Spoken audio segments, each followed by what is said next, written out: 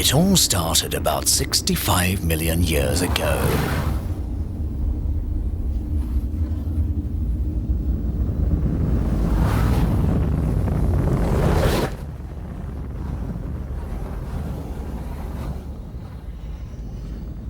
A meteorite appeared and wiped out the dinosaur kingdom.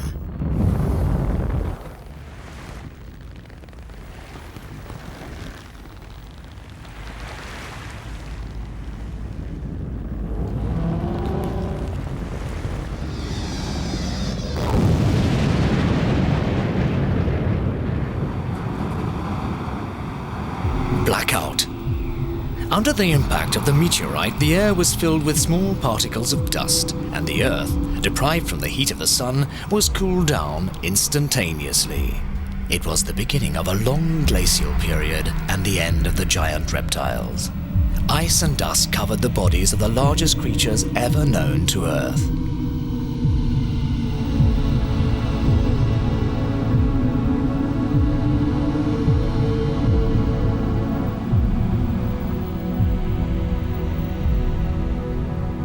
At the foot of a pine tree, a pond overtaken by ice is home to a small but voracious predator who outlived the rest, the water beetle.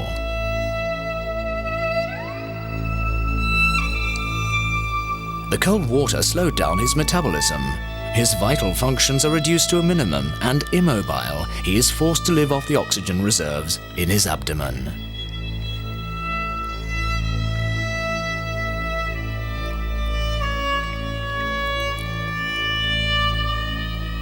Gradually, oxygen gives place to carbon dioxide. He must replace his oxygen reserves by trying to find, under the ice, an air bubble.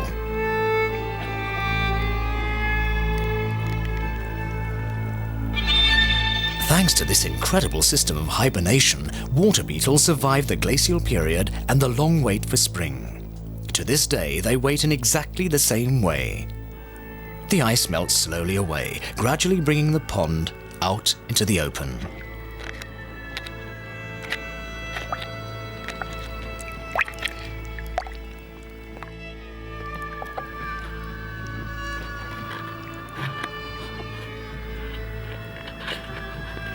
This particular one is a male, easily recognizable by the circular suckers on his front legs. His abrupt movements under the ice are noticed by a nearby female wearing a scored shell.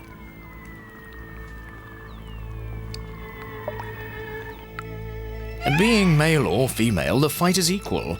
They must replace their poisoned air with pure air.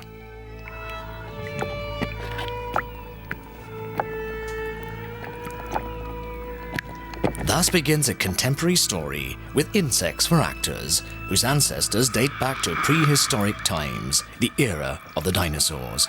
This pond where the water beetles couple is situated in France, close to the town of Troyes.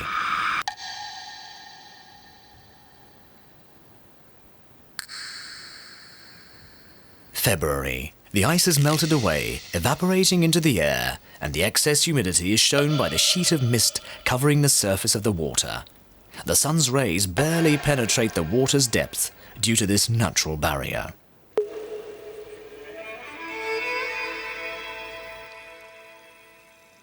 In this opaque world, the water beetles rarely use their eyes. Their antennae act as a blind man's stick, guiding them around through the murky waters.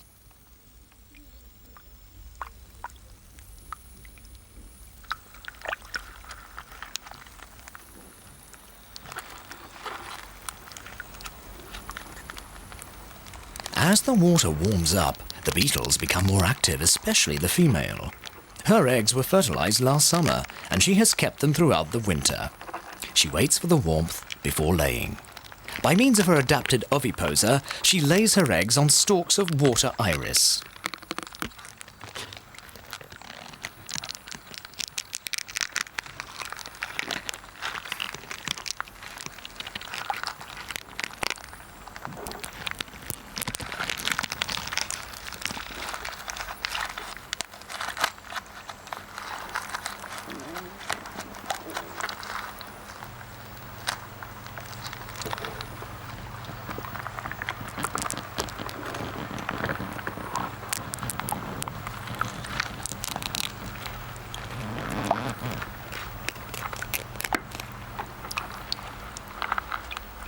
We will never know why she chooses one stork to another, but in less than 2 weeks, she will have laid around 30 eggs.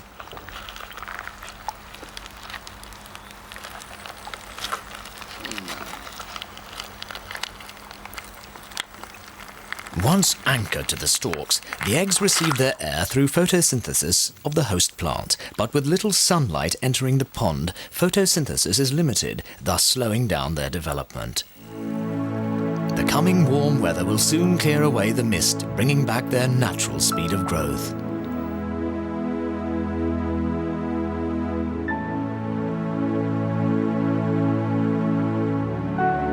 Finally, the mist dissolves into the air, bringing to light the open pond. The moist ground around this releases odors of damp and humus into the air. The alluring smells attract other creatures related to the dinosaur out of their long, hibernating holes.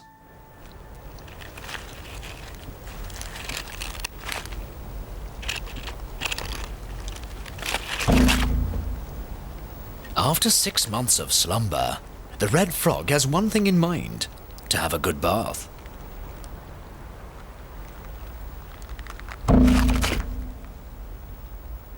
The chosen pool is the Pine Tree Pond.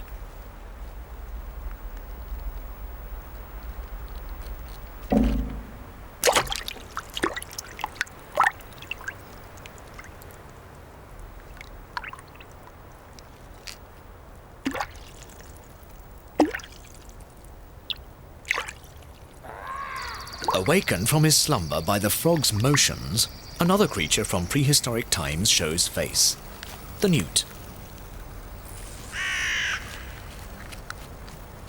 He also thinks it would be a good idea to refresh his thoughts and take a little dip.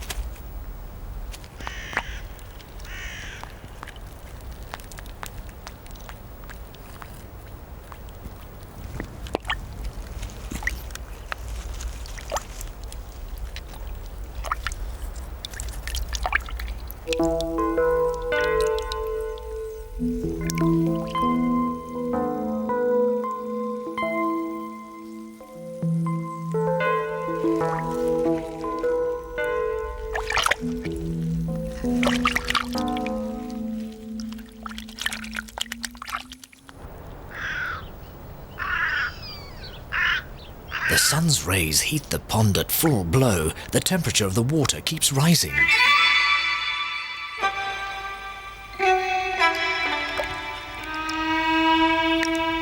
Good news for the water beetles, whose metabolism works something like a motor. It needs warming up before functioning properly. Until the motor is properly heated and all the vital functions working, the water beetle can't even catch a young salamander.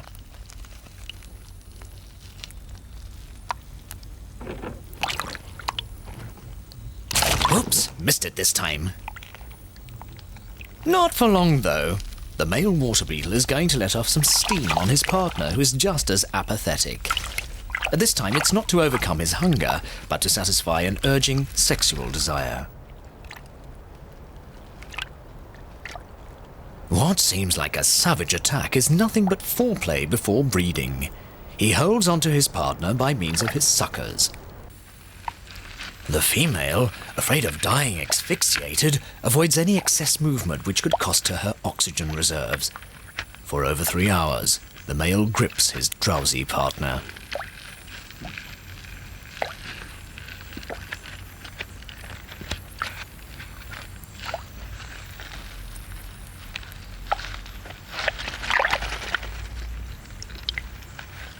Once having accomplished his duty as a male, he will place a jelly-like stopper into the opening of the female, preventing further impregnation from other males and to ensure gene purity. The female will carry this chastity belt for approximately 2 weeks.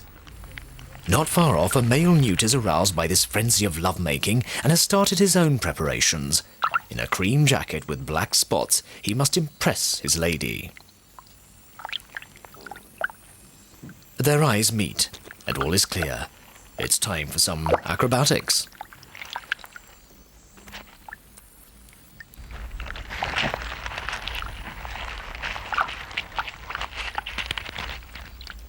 Oh, she looks more upset than impressed.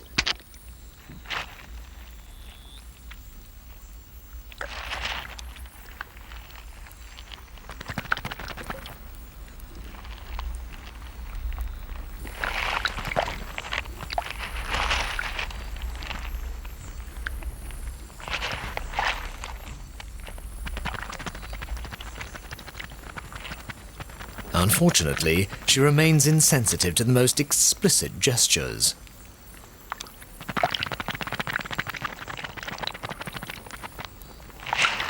No question about it. She's bored, so off she goes. A newt in love never gives up, he insists.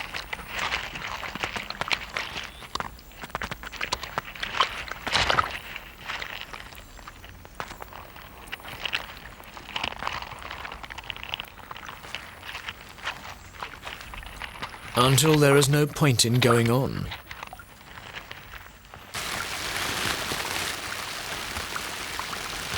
March. Nature's rhythms mingle with rain and sun. Under the surface of the water beetle's eggs start showing signs of life.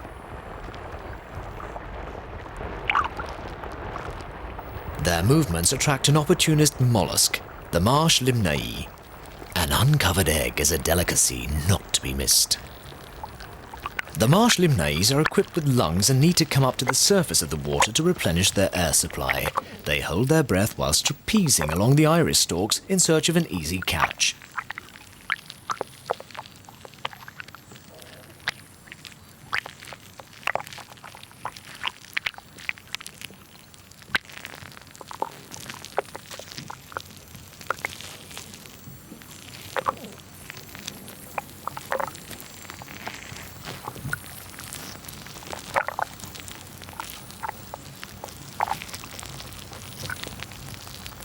More often than not, the marsh limnae has to rush up for air before having finished her meal.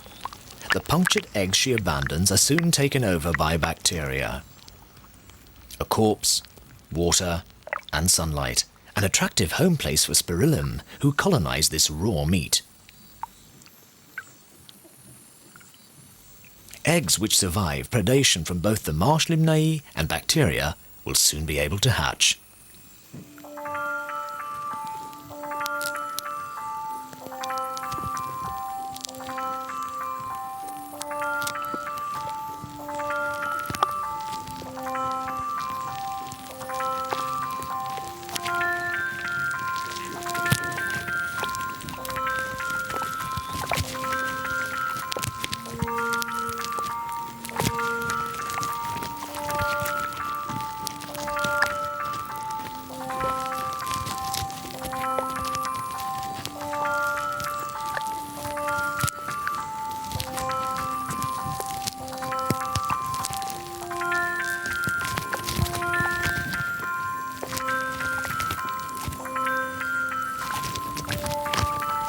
Instinctively after hatching, the young larvae swim to the surface to breathe.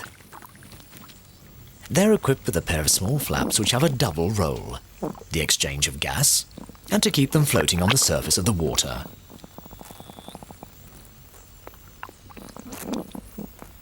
To our eyes, these creatures look antisocial and quite frankly hideous.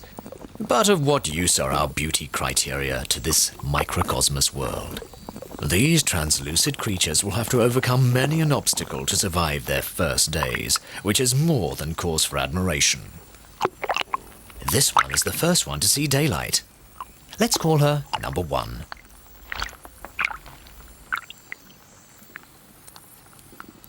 Shortly after, number 2 tries to hatch.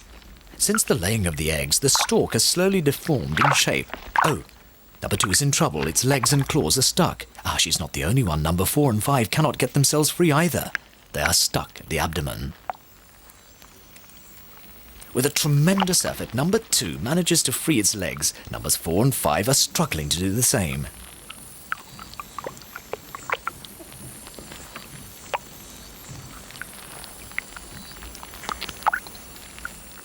Number 4 still has a long way to go, whilst number 2 is trying to free its claws.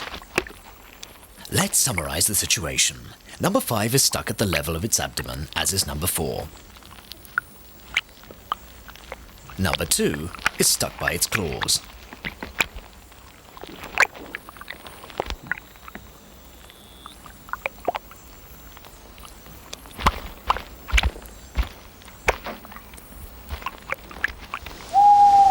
Night falls.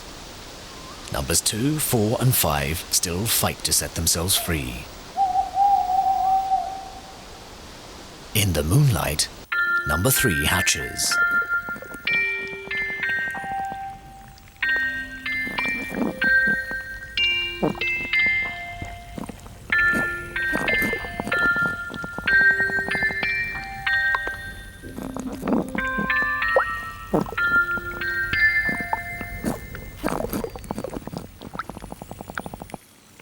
At dawn, number 2 is still stuck by its claws.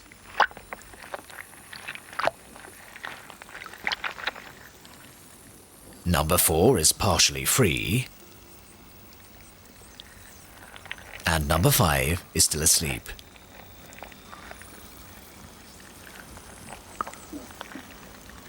While number 2 takes a break, number 4 gives it her last shot.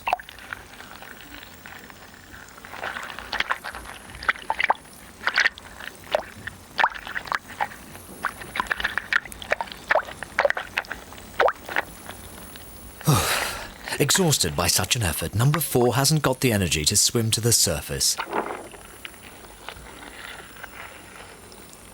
She lands on a water louse, who takes her to her destination. Motivated by number 4's success, number 2 tries even harder.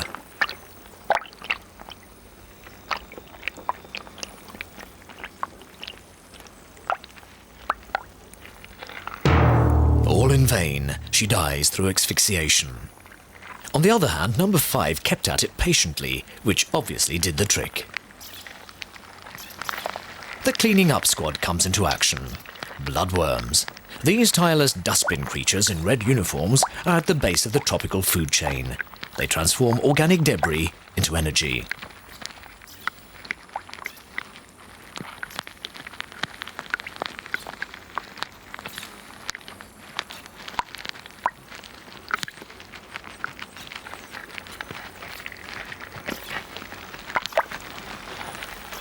These two here are trying to free an egg stuck in the filaments of the iris stalk. They are joined by another helper, a mollusk equipped with lungs, the ram's horn snail. Now fortunately, he's a vegetarian.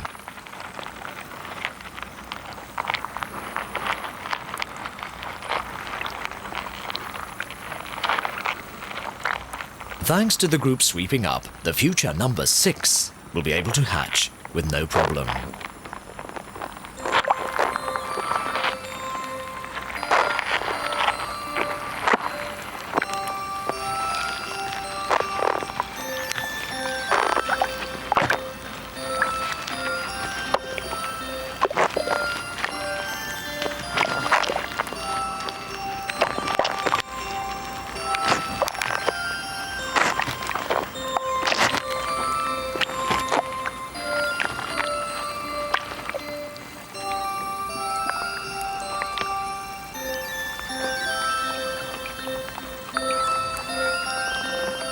Out of the 30 eggs laid, only 10 will hatch. We will follow the development of 5 ordinary larvae, number 1, number 3, number 4, number 5 and number 6.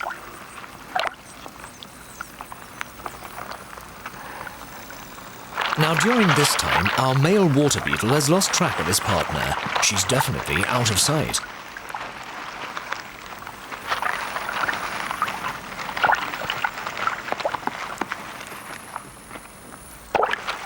He can't control himself any longer.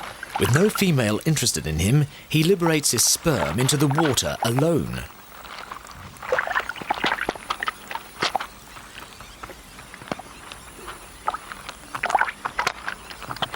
Well, more work for the little red cleaners.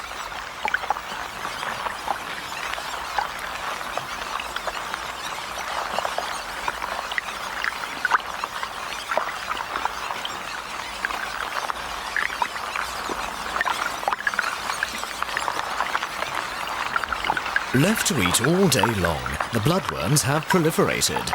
The pond bed has become a ghetto, where each one claims vital space.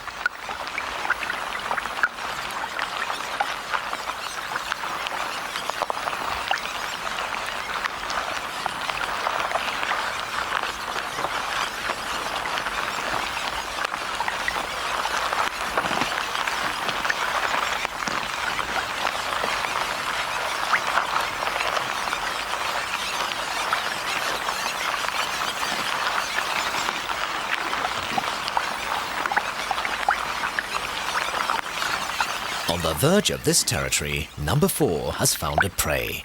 She has detected the vibrations of a solitary bloodworm.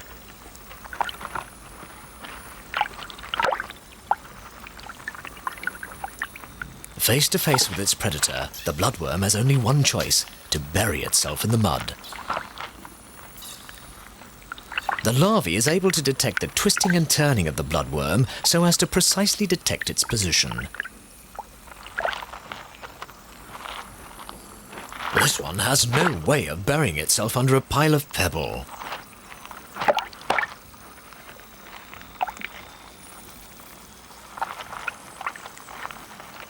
To catch her first prey, number 4 must learn how to use her weapons, her claws. It's just a question of practice.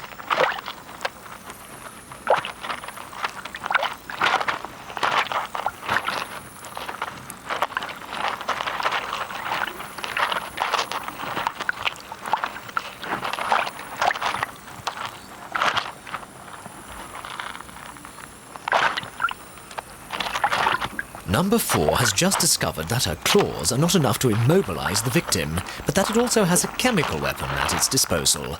A violent poison which kills the prey by digesting it from the inside out.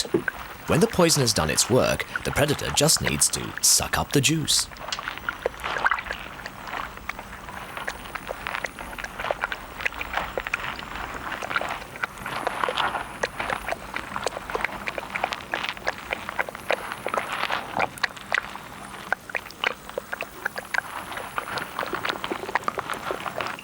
Drawn by the sucking and chewing noises, an aquatic monster makes his appearance.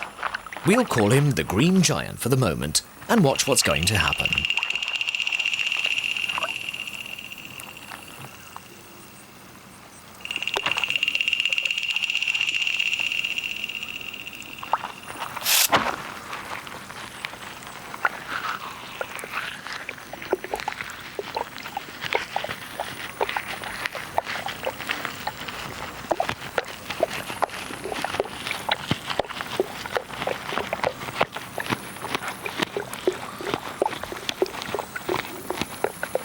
A pond, like a jungle, abides by the survival of the fittest rule. Number 4 has just paid the price. In the meantime, the 4 other larvae are having a feast. Bloodworm after bloodworm, they are insatiably eating until they stop through exhaustion.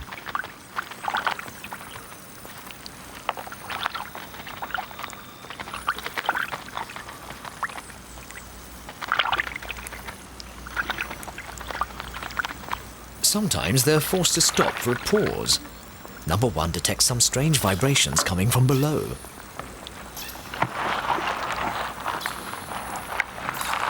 It is a newt. Great eaters of plump bloodworm, they do not like to share their feast.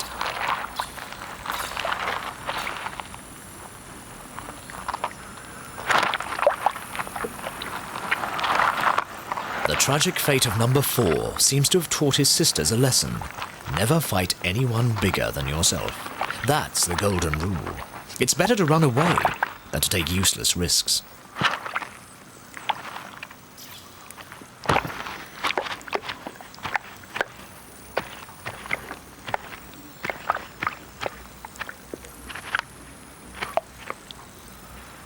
Like the water beetle, the newt detects its prey as soon as it moves. His eyes, bulging as they are poor of sight.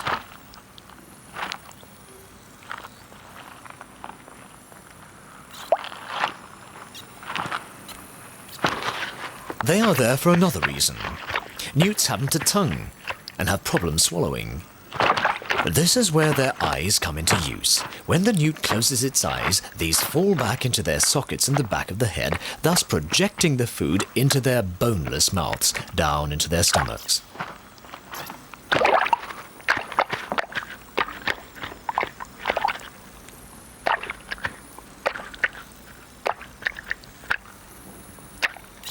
Better one than none is a newt's motto. Insatiable eaters, they will soon finish off the stock of bloodworm available.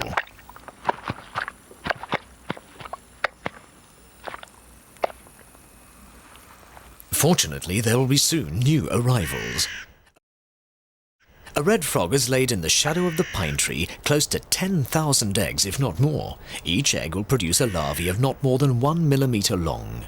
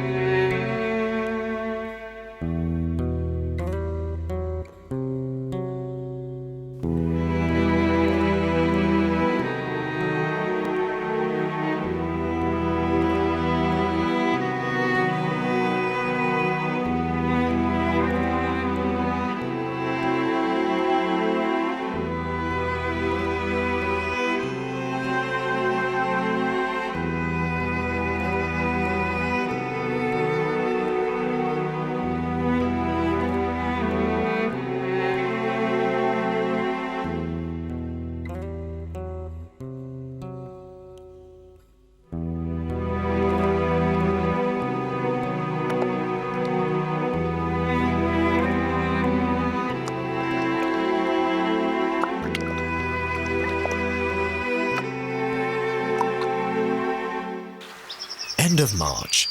Springtime has arrived, and the flowers show all their colours to attract the pollen collectors.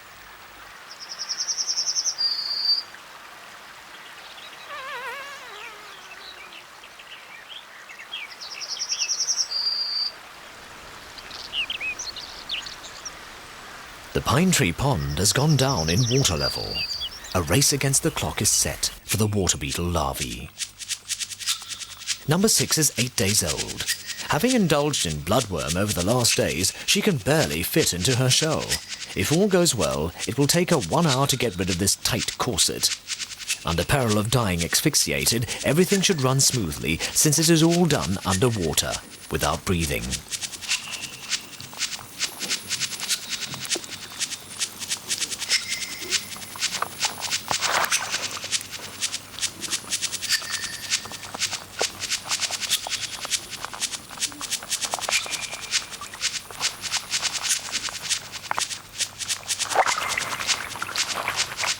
Number 6 will be the first to leave the cloakroom with a new outfit. The other 4 larvae will shed their cloaks simultaneously. The remains float aimlessly at the surface of the water. The larvae are now at the second stage of their life cycle. The bloodworms have become scarce. The fight for food increases. There is only room for one survivor. It's a state of war.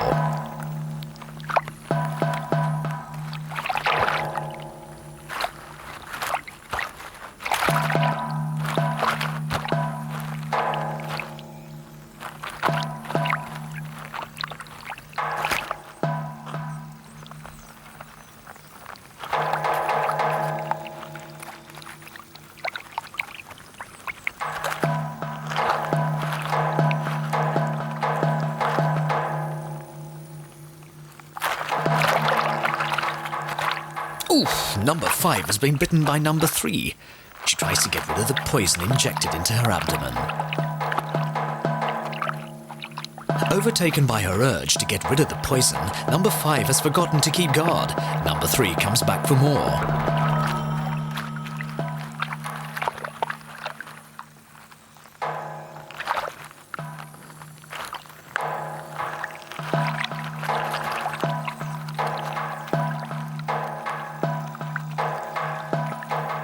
Another larvae is attracted by the attack.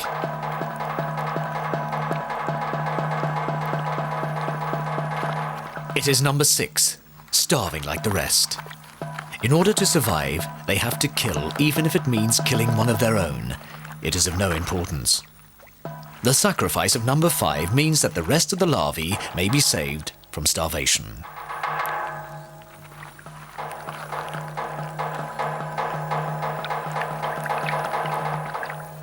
The assaulting larvae each in turn inject their poison, their digestive enzymes.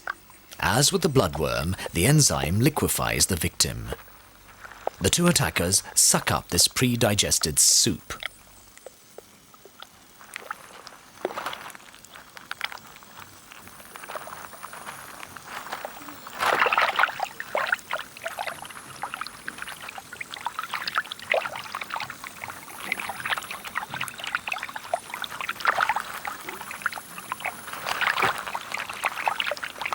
In a couple of hours, all the accumulated energy which number 5 had in 10 days has passed on to number 3 and number 6.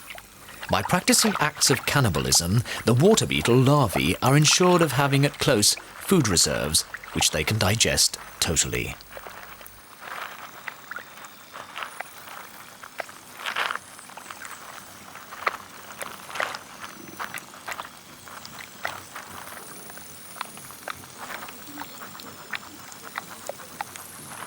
Hidden below the roots, the father of these larvae watches its siblings kill each other. Is this the beginning of the end? Just looking around the pond, he assures himself.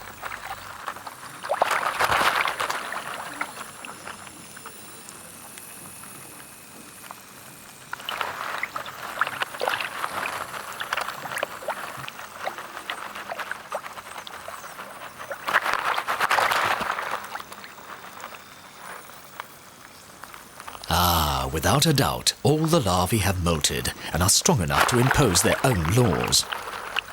From now on, they reign over the Pine Tree Pond Kingdom. The countdown begins. The first one to reach adulthood is the winner.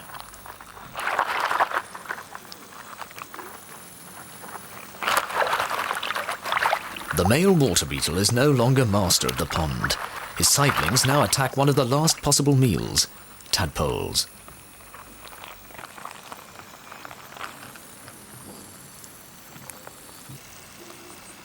Tadpoles don't make it easy either. Number 6 will have to hunt down her prey, but she's not the only one after a meal. The green giant has also got his eye on it.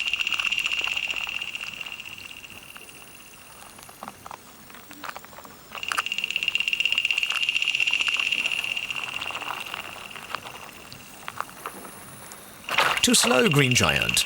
Furthermore, on top of her twig, number 6 had prepared her attack well.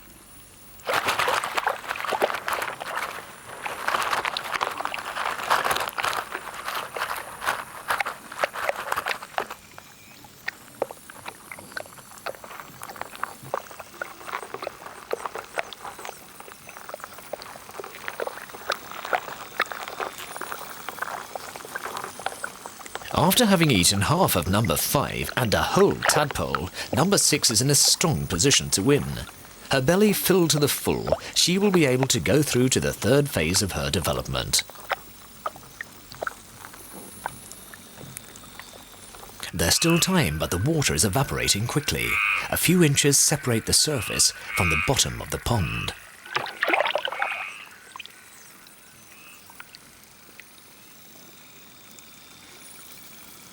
From the bottom, number 6 comes to the surface for his last gasp of air before going back down to molt.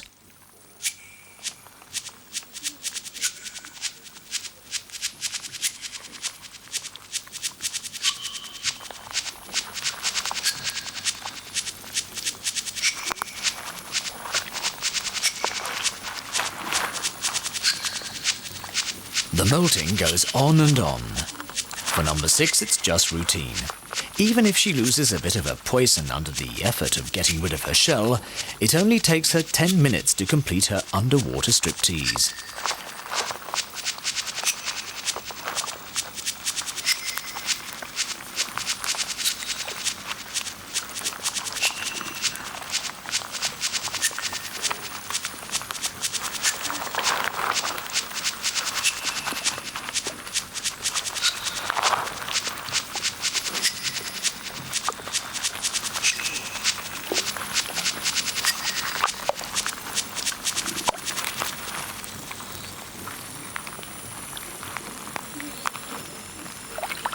Just below the surface, number 3 prepares herself to undergo the change.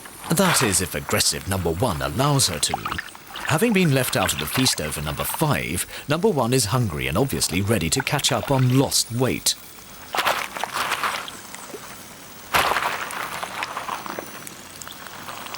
Disturbed in her molting, number 3 can't even get her head out of her old skin. Unbelievably, something incredible is going to happen. To understand, watch closely the colour change in the larvae's body.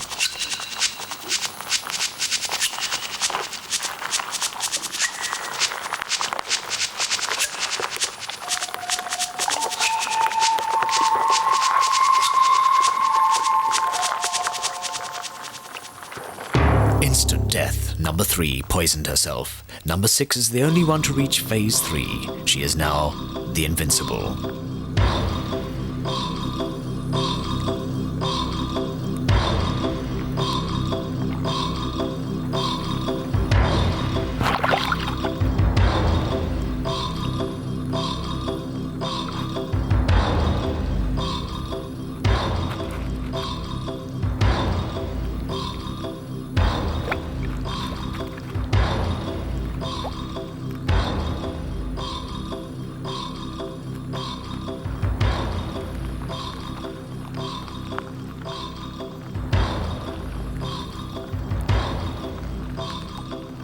What can number 1 do against such a power? Remember the golden rule, never put up a front against someone stronger than yourself. A memory slip could be fatal.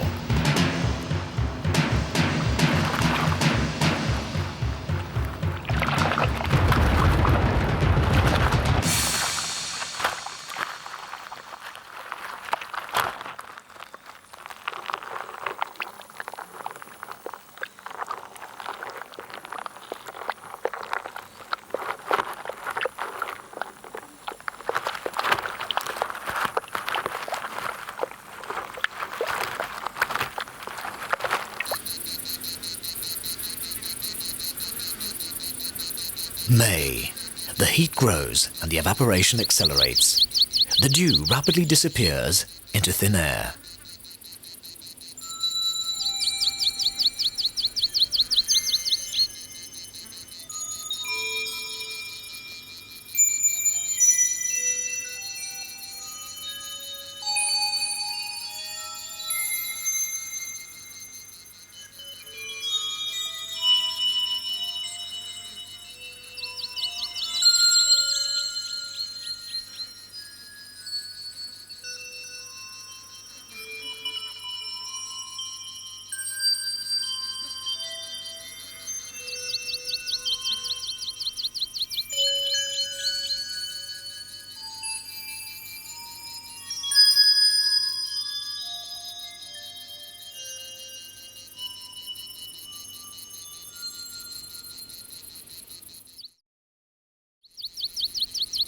The pond and its inhabitants are threatened.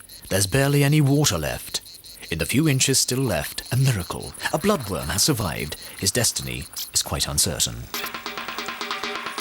Number 6 recognizes these movements. The vibrations betray the bloodworm's hideout, but this time number 6 is not alone. Facing him, the green giant is still around. A duel is inevitable, even if it's over a tiny bloodworm.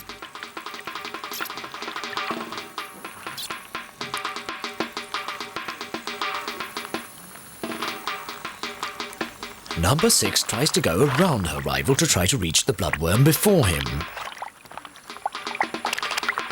The vibrations are closer. The green giant quickly moves into place. The two rivals are the same size and equal in power. Number 6 doesn't make the first move. Instead, she abandons the prey and territory to the winner.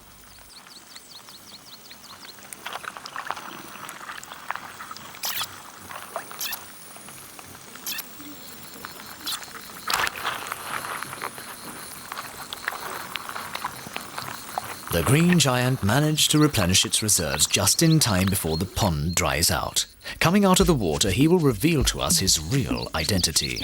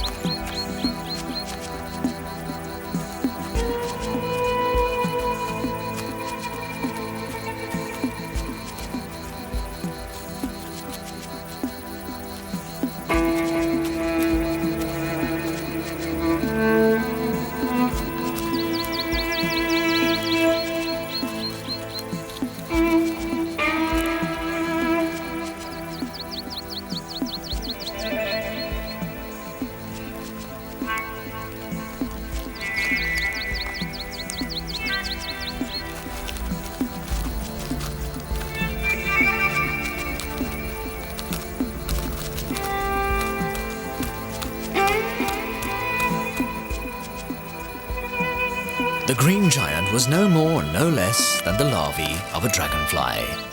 Now everyone can breathe in the pond. Pest will fly away. Number 6 also abandons the ship. She is the last survivor.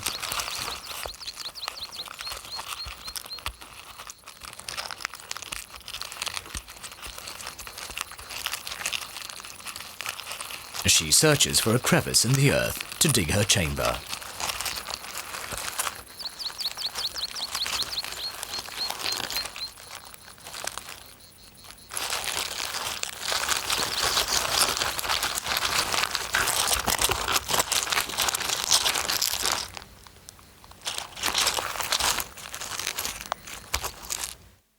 Out of sight of predators and from sunlight, she will go into her next phase, that of a nymph.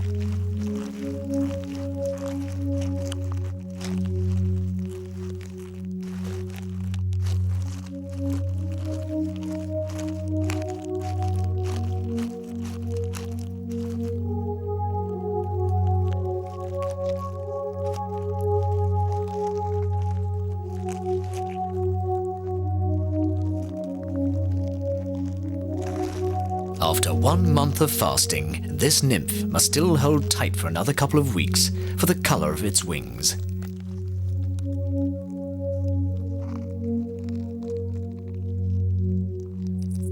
During which time the pond has completely dried up.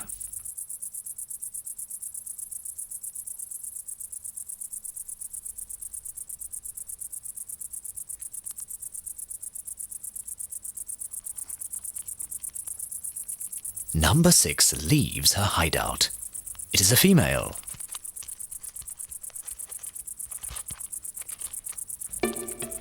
Weakened by her latest experiences, she has yet another hurdle to get past. There is no water left. Number 6 is not used to dry environments.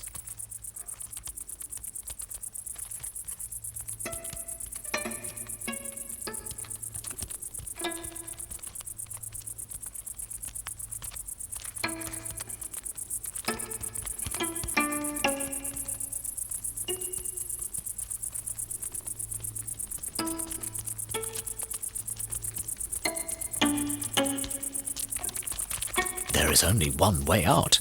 Fly away and look for another pond.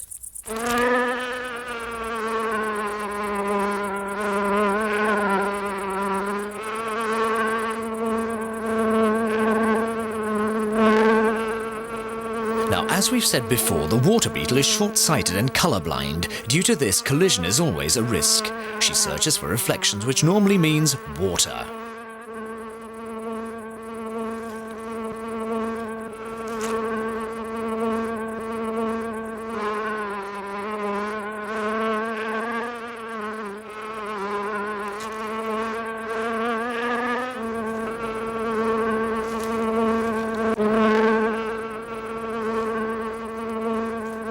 The first pond will do.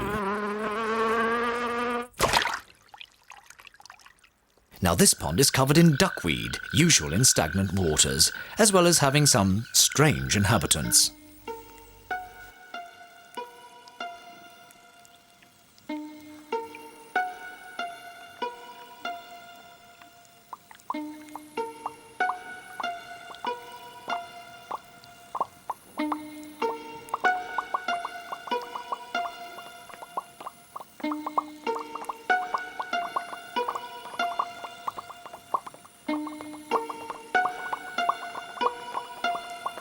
Who are these funny-faced creatures?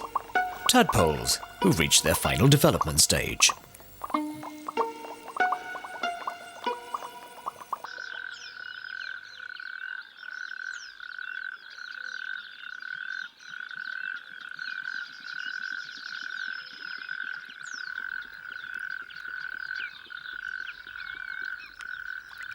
Face to face with frogs, the golden rule is still applicable.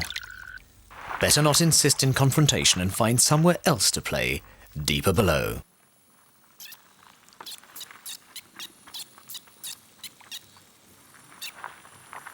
In this pond, the bloodworms are not the usually slow, lazy larvae who wander the pond bed. They now go up to the surface by means of a new technique. They have weird-shaped flaps. We will find out their function later.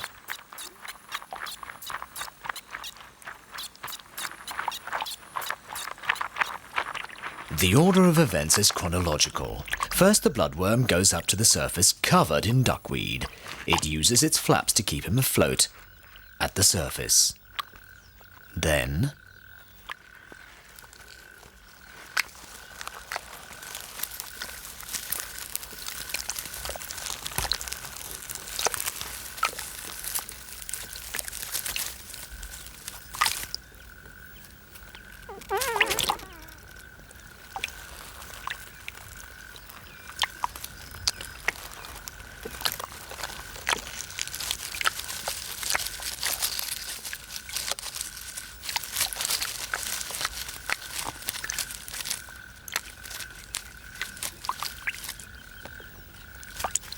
the red uniformed dustbin men are close relatives to the mosquito. 2 months have gone by, and number 6 still hasn't eaten. To make matters worse, she is going to be the aim of many a predator coming from the skies.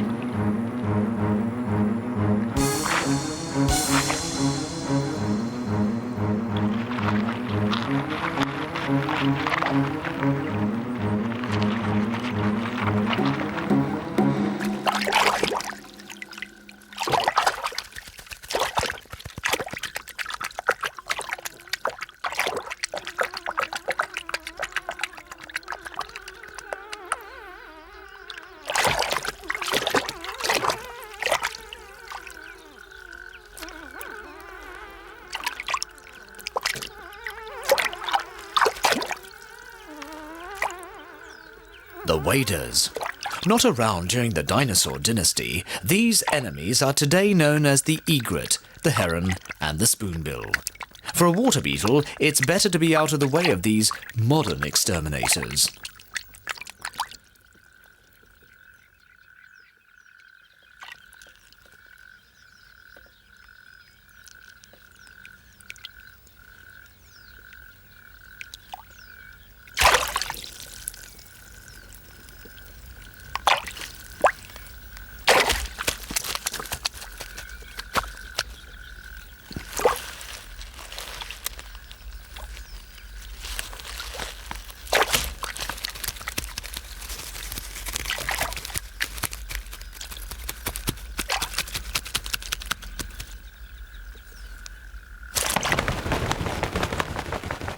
Well, luckily for number 6, these waders prefer soft-shell larvae.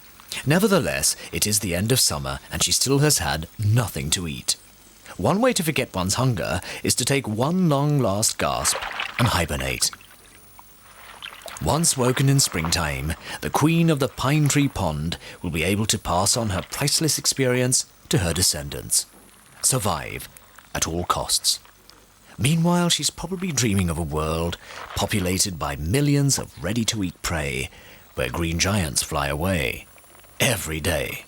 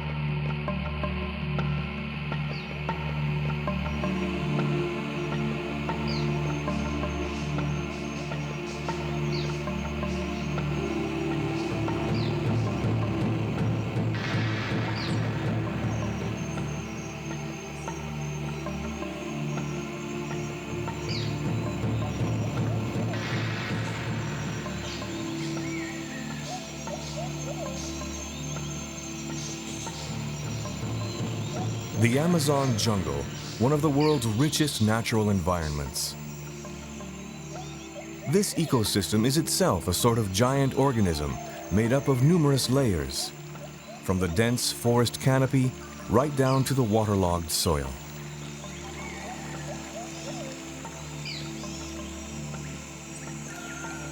An enormous variety of plant and animal species are found here and nowhere else on Earth. Many of them haven't even been discovered yet.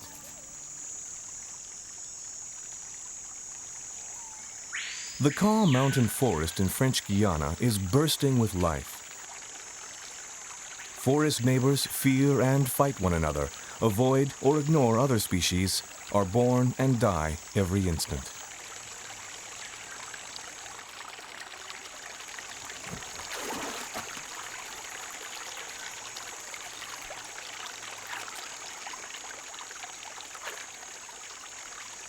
It's a green hell for some, a plant paradise for others, but a place where all take part in the daily struggle for survival.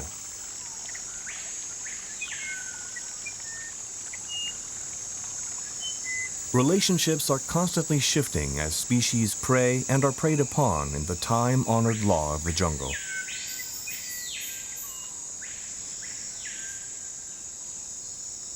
But here, like in the savannah, there is one species which has nothing to fear. The jaguar is king of the Amazon forest and the most noble of the continent's big cats.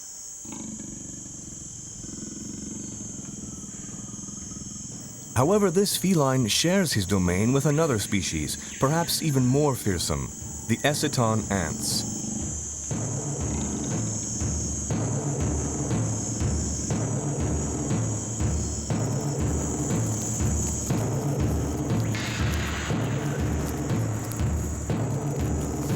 On the ground, at the foot of a giant tree, the Eciton army is on campaign.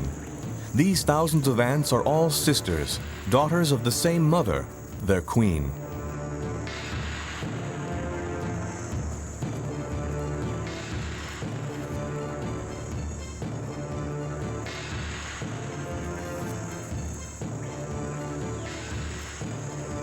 The army's sole task is to find prey and kill it, as these soldier ants have nearly 1 million mouths to feed.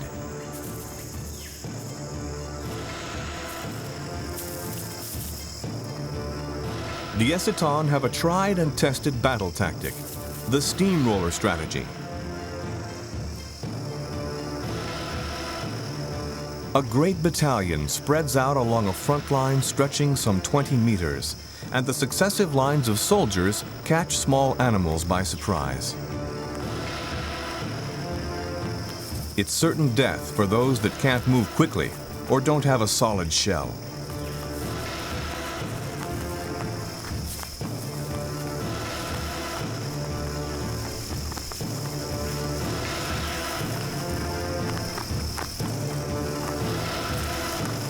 The Eciton react instantly to tactile stimulation, so the more the victim struggles, the more the ant's instinctive aggression is excited, which draws new attackers.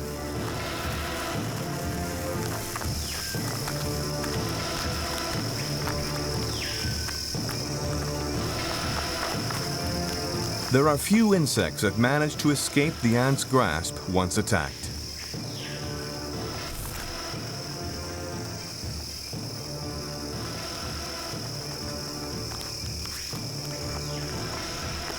Like many insects, ants' behavior is inborn, determined by genetic programming.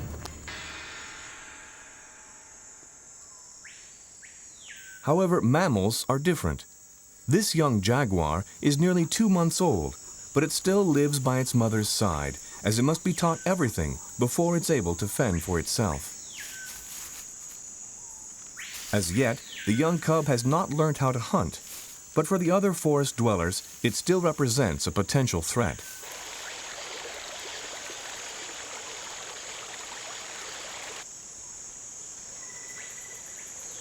The mere smell of these big cats is enough to send a sloth up into the safety of the trees. And very quickly, as the mother jaguar has just sensed the sloth's presence.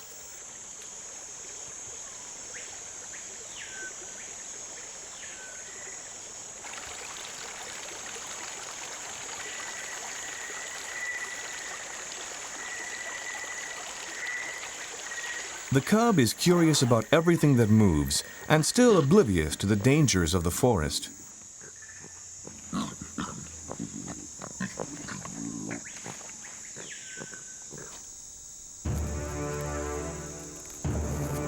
In a hostile environment such as this, the young jaguar needs the close presence of its mother if it's to survive. But it will still make many mistakes before it learns what to look out for. Ants have no need of education, as right from the start they are programmed to carry out daily tasks in a routine that hardly ever varies.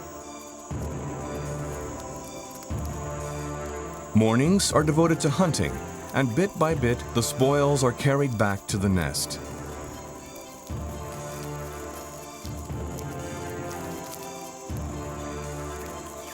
For the colony to function efficiently, these warriors must work cooperatively, and although they're sisters, they're not all the same size. The small ants have cutting mandibles, and the larger ants pointed ones. These distinctions mean each ant has a particular role in the capture and transport of prey.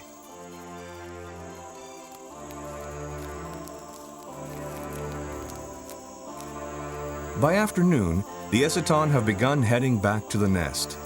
They're nomadic ants and will soon be starting their daily move. Although insects have nothing more to fear now from the soldier ants, there are other dangers which await them.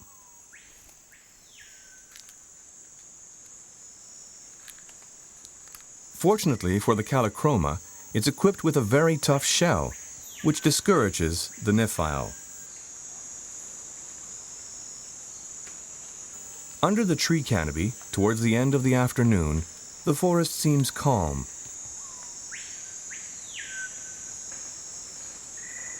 But in fact, it's a hive of activity, because the Eciton are on the move.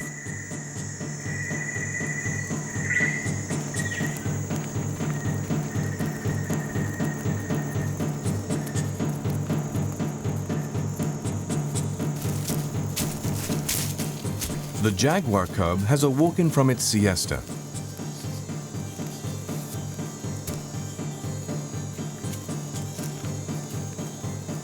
Sniffing around its territory, it discovers a miniature army which has divided its playground in two.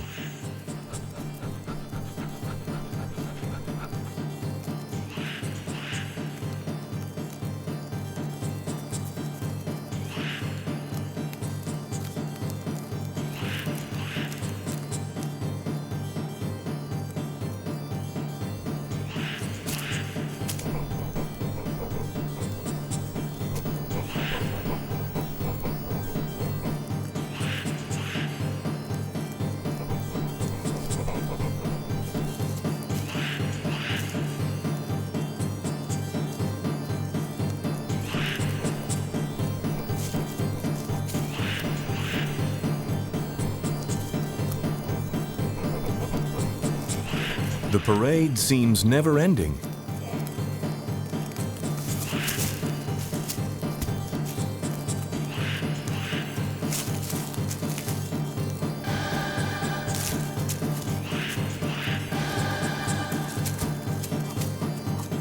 This is a new experience for the cub, which is watched attentively by its mother.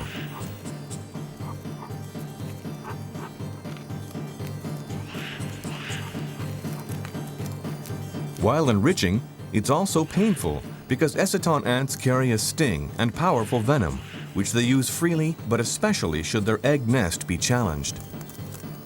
The new generation is the ant's most precious possession after the queen herself. The larvae are fully developed in just under 3 weeks. However, at this tender age, they can't bear the midday heat, which is why the workers wait until late afternoon to begin the move. The egg nest safety depends on the speed and efficiency of the workers.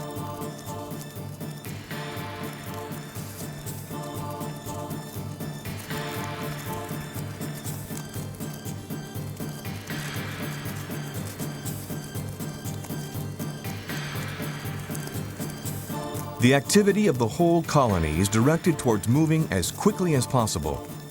To speed the egg's transport, hundreds of ants make bridges, stairs, and gangways out of their own bodies.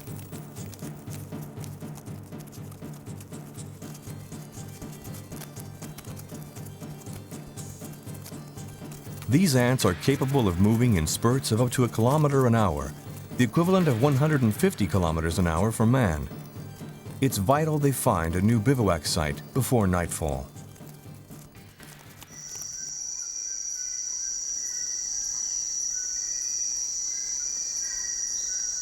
There are other species which prefer to wait for the night to go into action. The Callichroma is not a nocturnal species, but these others are off in search of food. Although darkness gives them cover, it's still a dangerous mission, and each insect has its own particular protection. The most attractive-looking prey often has the most dissuasive weapons. This caterpillar secretes a liquid distasteful to the praying mantis.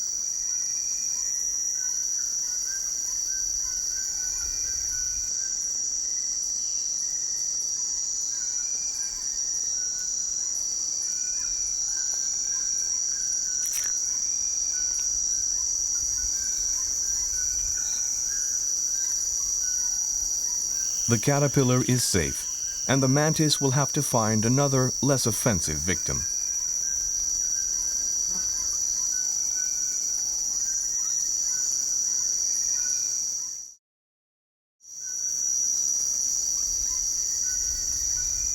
More ant colonies have appeared and are marching through the forest undergrowth. But it's a different species, which has come to stalk the Amazon nights.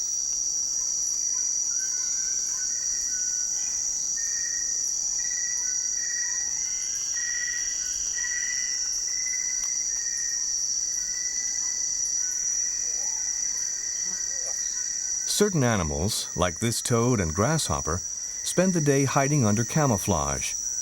By night, they dare to reveal themselves.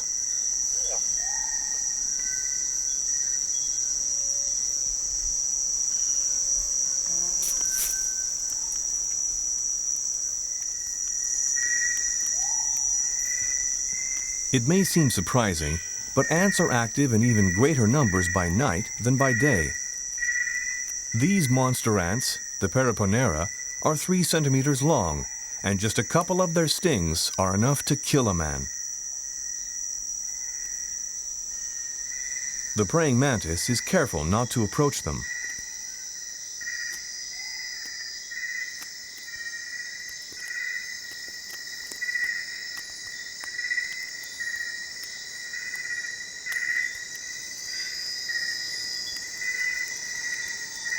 The grasshopper doesn't attract the attention of the red ants.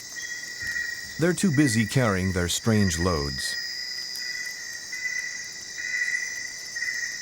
In fact, they're not soldier ants, but vegetarian atta ants, leaf cutters.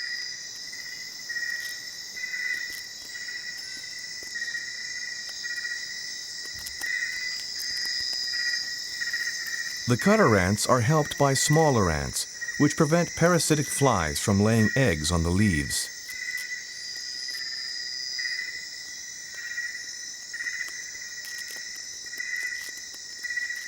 Atta ants will cut up all sorts of different plant forms. The diversity of their harvest is reflected in the variety of the forest.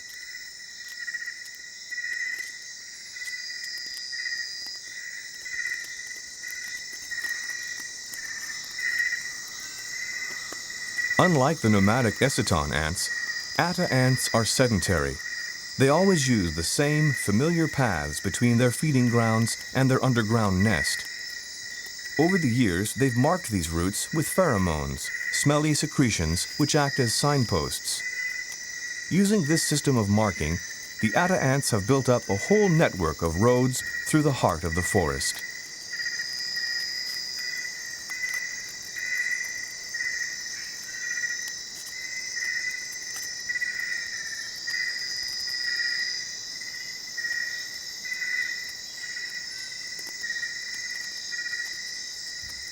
Relative to their size, these ants have the biggest muscle fibers of the whole animal kingdom, and it's their giant muscles that enable them to carry up to 40 times their own weight.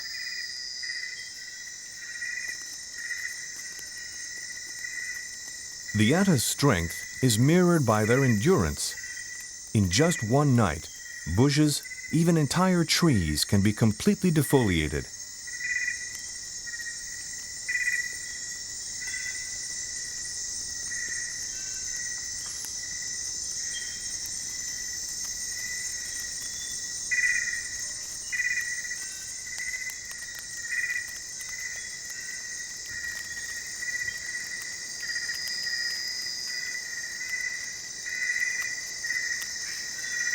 Once the carrier has reached the entrance to its underground nest, it is relieved by another team of workers and free to set off again.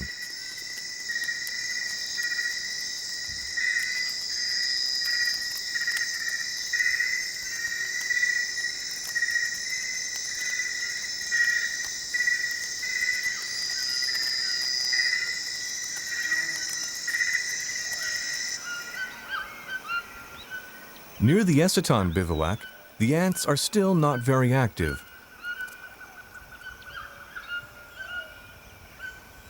Some are waiting for the first sun rays to warm up, others are drinking the dew.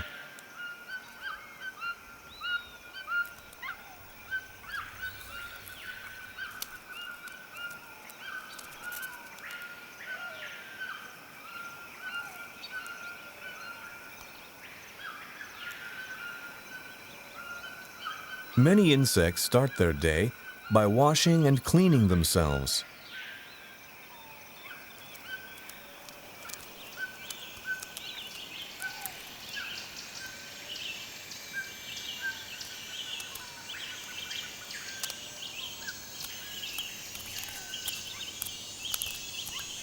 Each has its own particular routine.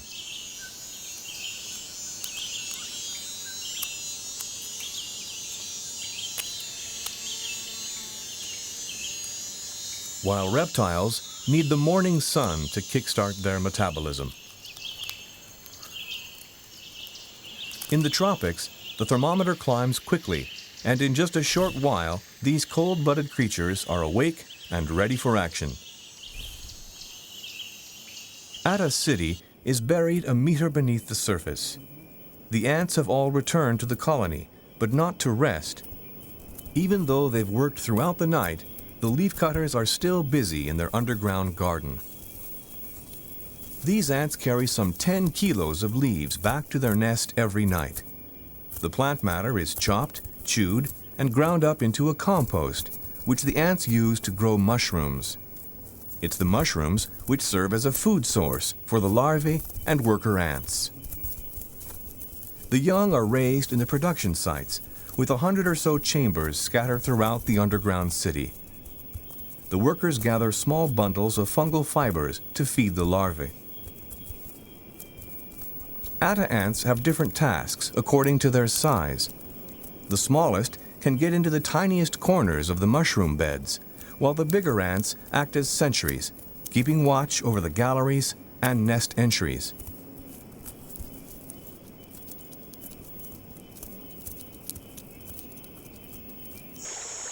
The jaguar cub already knows its way around its territory. It's even familiar with the river.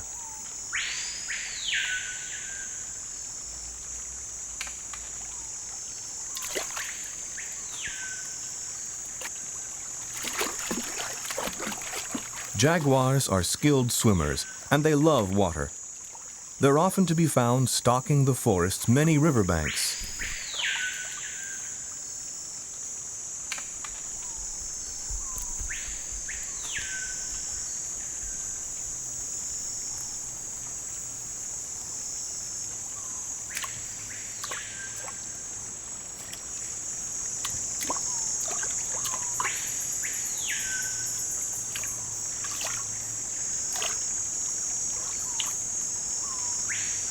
For now, the cub is more interested in playing than eating, and the riverbank provides some interesting encounters.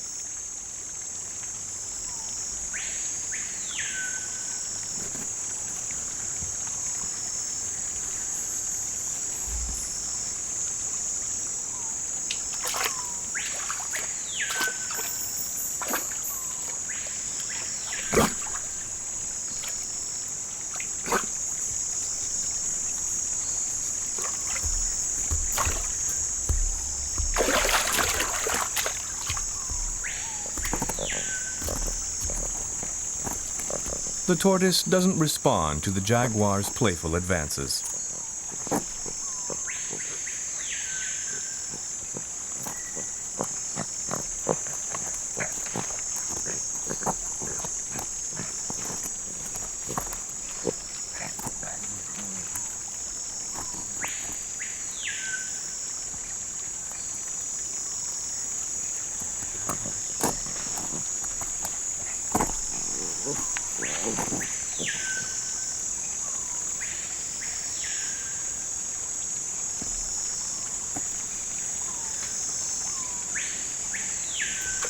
The crab is certainly more dynamic, but its defenses are painful.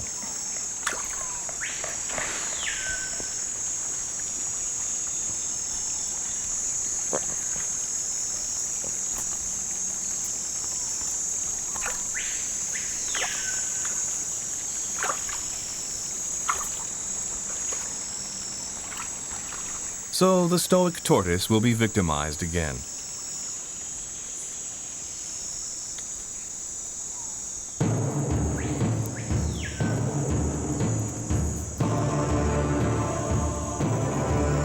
Play is not a behavior Eciton ants are familiar with. They leave their bivouac every morning to go hunting, and if they come across another ant's nest along the way, they will loot it.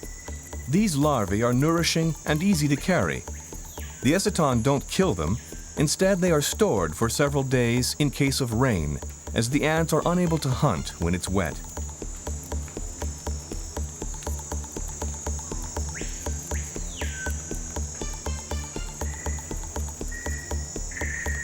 Even the coral snake gets out of the way of the advancing army. Although this snake has the most poisonous venom of all the Amazon forest reptiles, its weapon has little effect on the ants.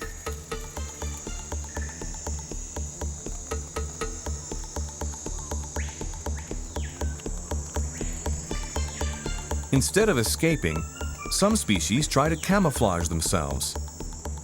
If this tactic is to be successful, the locust must remain completely still.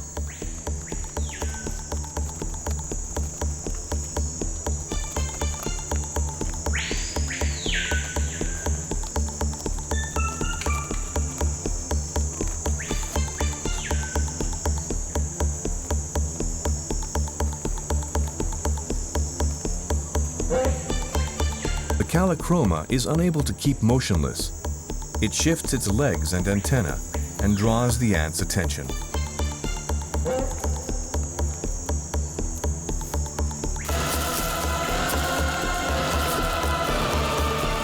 On the ground, the Eciton soldiers continue their advance.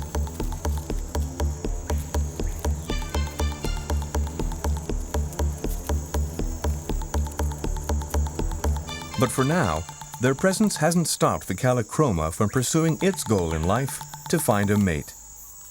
Perched on a dead balata trunk, the Callichroma is on the lookout for females and not paying the ants much attention. Some are luckier than others, but if the male Callichroma waits long enough, a female may come along.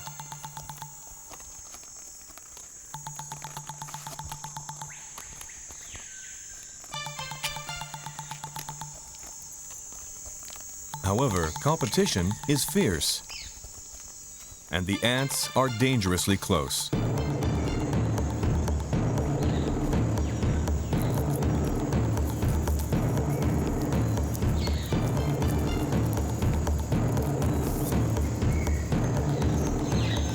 There are few species which aren't menaced by the Eciton. However, these birds are watching the ants with interest, in the hope of catching a fleeing insect, or even robbing the Eciton of one of their victims.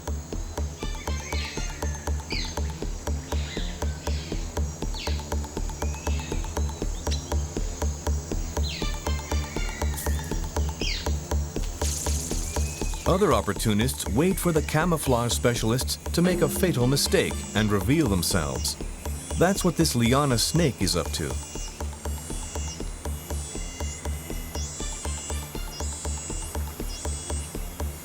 The lizard has attracted the serpent's attention by attacking a locust.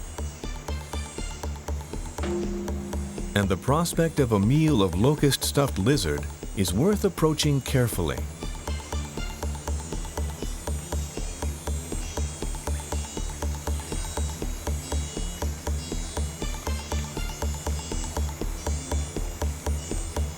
Opportunity missed. The feast will have to wait.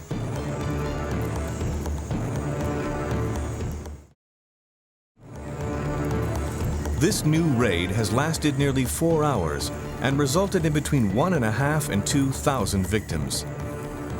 Dissected and mutilated, the insects are carried back to the bivouac by some of the troop, while the army continues its campaign. This grasshopper is experimenting with the camouflage method of defense.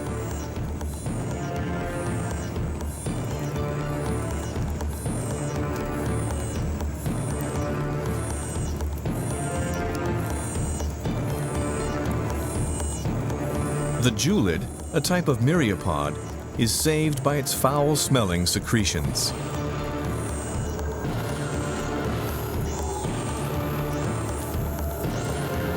But the grasshopper's escape route has landed it right in the path of a cohort on the march, and its struggle has focused the ant's attention.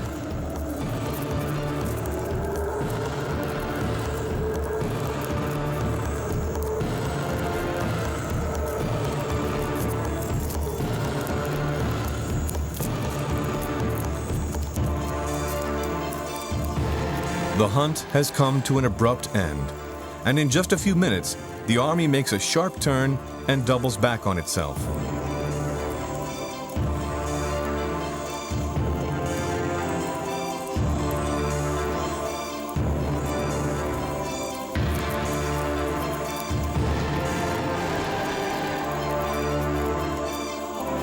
It is no doubt the position of the sun which has sparked the ants' retreat. In the afternoon heat, the prey risks drying out before it can be carried back to the bivouac. And the pheromones, left by each ant as a signpost for the next, disappear in the sun.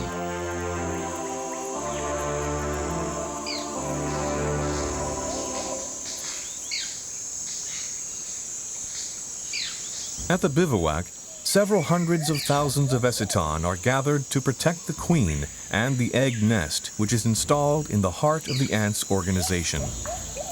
The day's spoils are shared between all the members of the community, workers and larvae alike.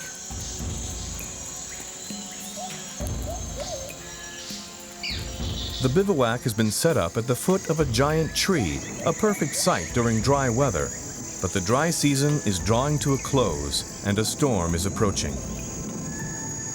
The Eciton must find a new shelter for the larvae, which are now at the last stage in their development, the delicate phase of cocoon weaving.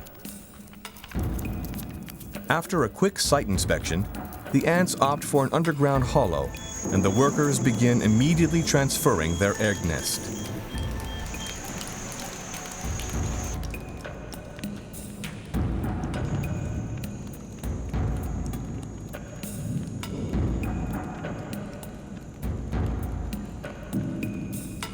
As the rain begins to pierce the tree canopy, the ants manage to set up a bivouac annex underground, following an energetic mobilization.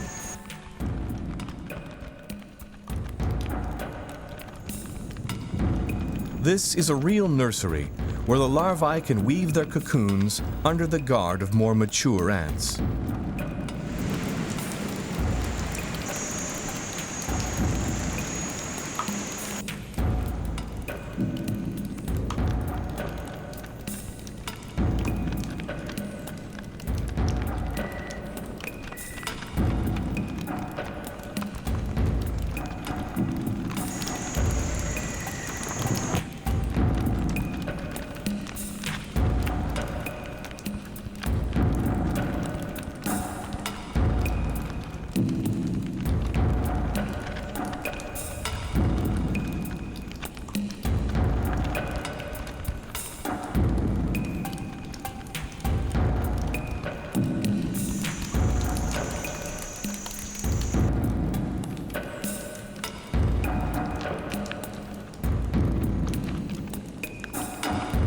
In the tropics, rain showers are often as brief as they are sudden, and the sun is already shining again on the bivouac.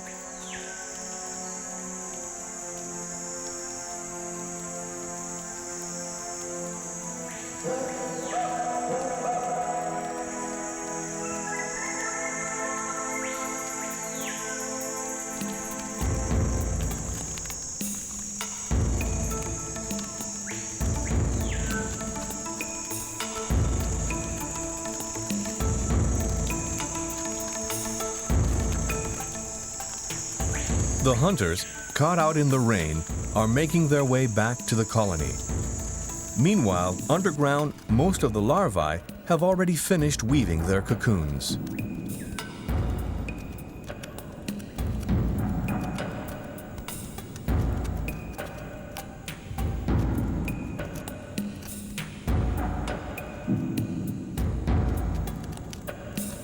Rain is probably the eciton's worst enemy. If it continues long and hard, it can prevent soldiers out on a raid from returning to their nest. Scent marks are washed away, and the ants can no longer find their bearings.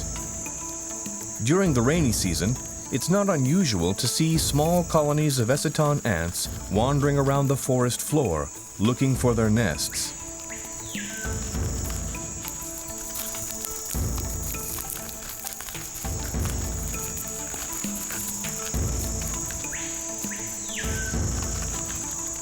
For once, the rain hasn't done too much damage. It served more as an alarm.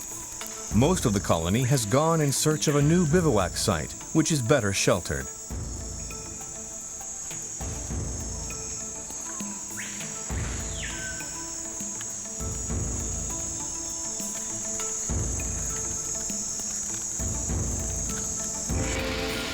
In the nursery, a rare event has just taken place.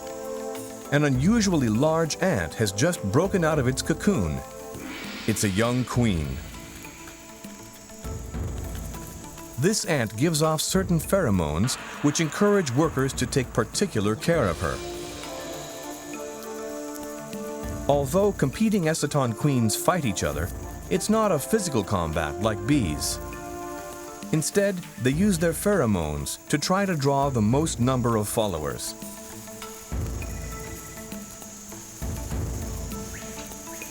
But it's already time to move on. The majority of the colony march ahead of the two queens, which are a good distance from one another and barely visible behind their close guard. Sentries keep watch along the length of the route.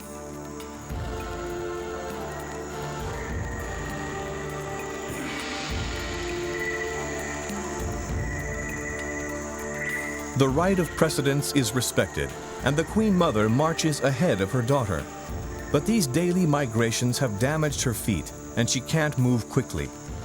So the young queen soon catches up with her mother's group.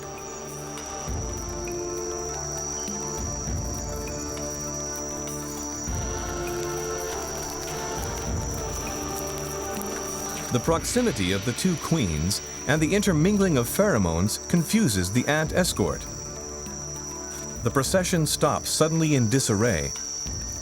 However, this holdup could put the queens in danger, and angry guards with their mandibles raised swarm all over the immobile queens.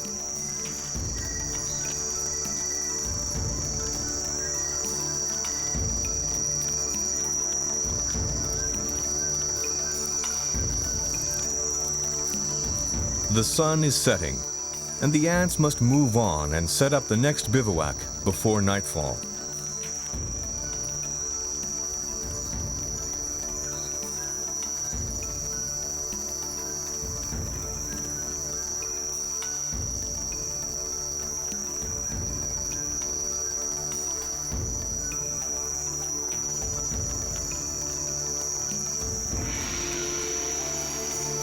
The young queen has now overtaken her mother and is in front.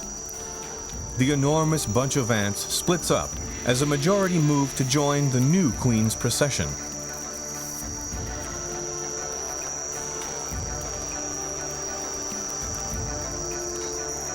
An important number of ants now accompany her, swelling the ranks of her train, which is moving increasingly quickly.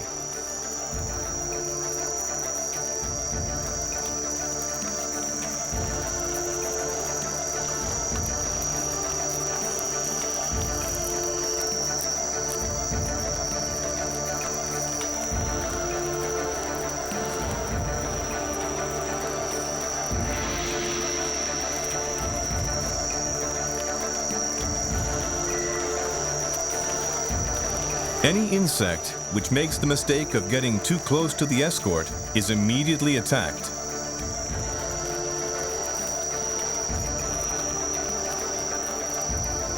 Bridges are built and removed along the army's route to speed its passage.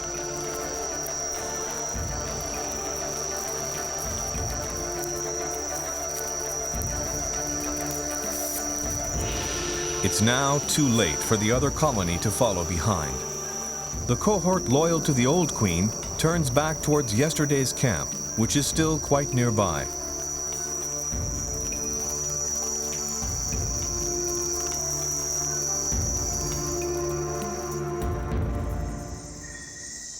The Queen Mother's colony has been reduced to a fraction of the size it was. Nature has seen to it that the young princess will assure the continuation of the dynasty. If the old queen has enough strength, she'll spawn a new generation and her colony will be restocked. If she dies, all her workers will die as well.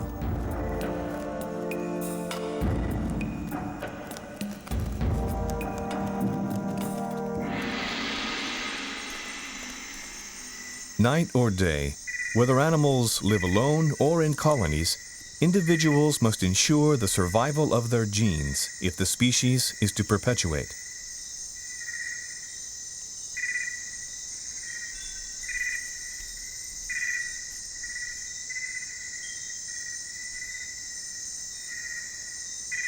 A single leafcutter queen carries the genes of several million individuals.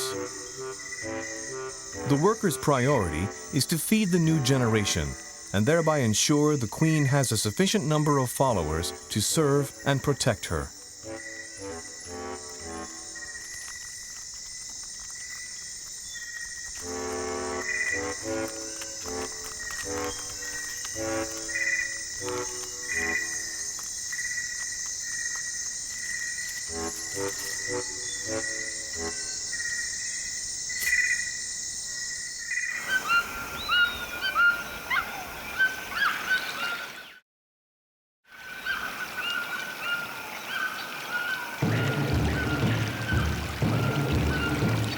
The Eciton have a new queen, but their genetic programming hasn't altered. No sooner are they awake than they're out hunting.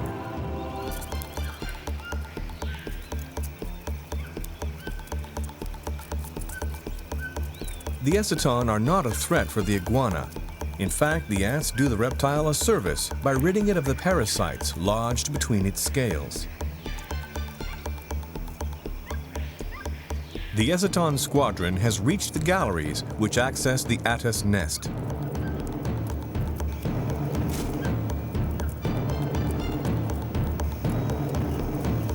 At the entrance, Attis sentries have already been attacked by the first Eciton scouts.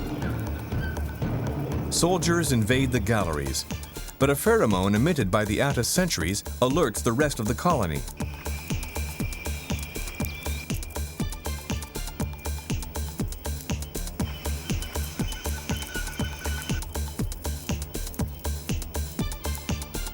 A meter underground, the first mushroom bed has already been attacked.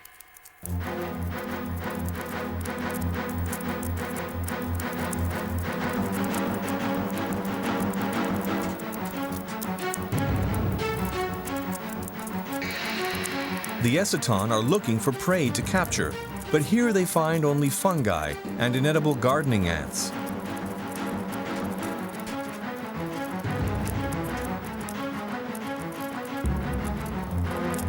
The Atta rely on their giant guards to defend their nest.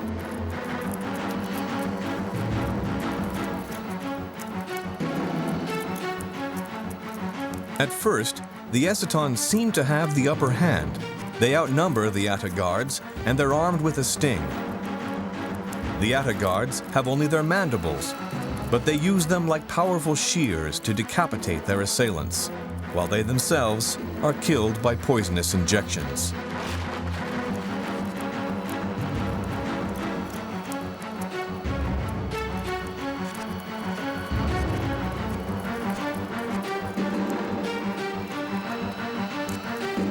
The complicated organization of the Atta's nest makes it difficult to loot thoroughly.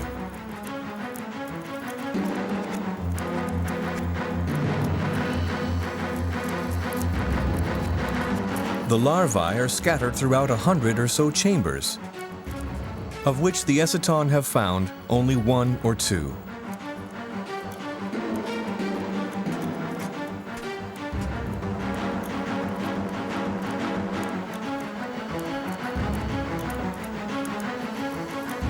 The Atta guards have put up a determined defense, resulting in meager spoils for the Eciton, a mere dozen nymphs.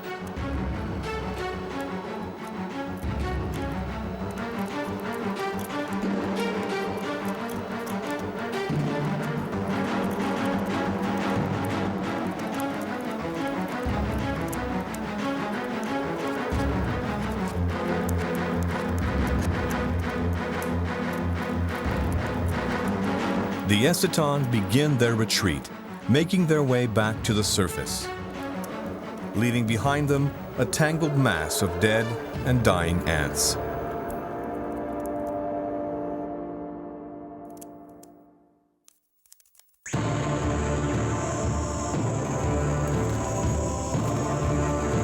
Outside, most of the army is still engaged in small skirmishes. A large megasoma tries to protect itself by hiding under some leaves.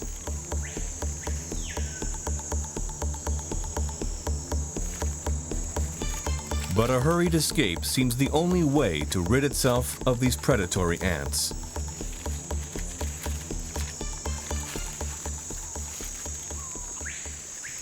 Meanwhile, what has become of the king of the forest during these miniature battles? Has the young jaguar finally learned to hunt?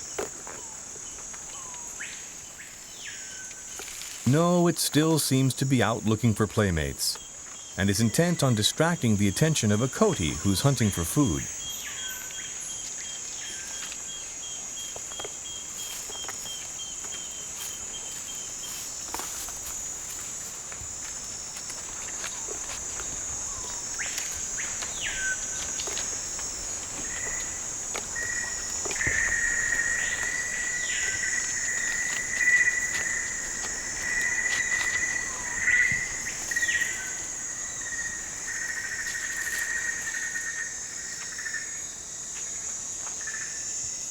The jaguar cub really does just want to play.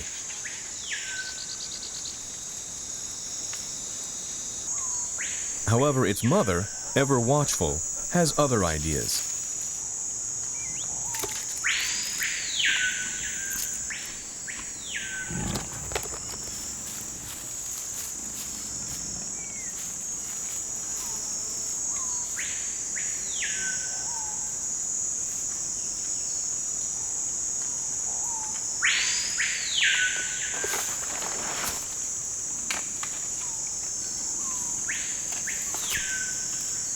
It's through playing and observing its mother that the cub will develop its own hunting instinct.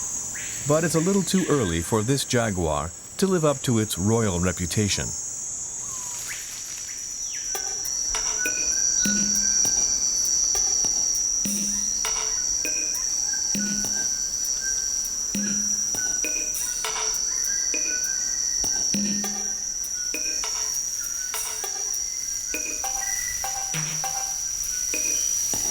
The Eciton colony, with its new queen, is now at the peak of its cycle. This afternoon, a community of nearly 1 million ants is getting ready to move again.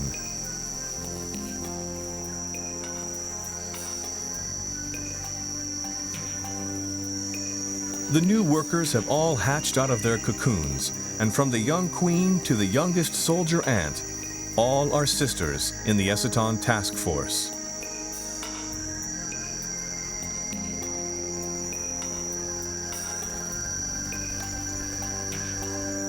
A million individual organisms, or one sole unit, the colony. The Eciton are at once ferocious predators and self-sacrificing individuals whose behavior is directed toward the good of the colony and the survival of the species.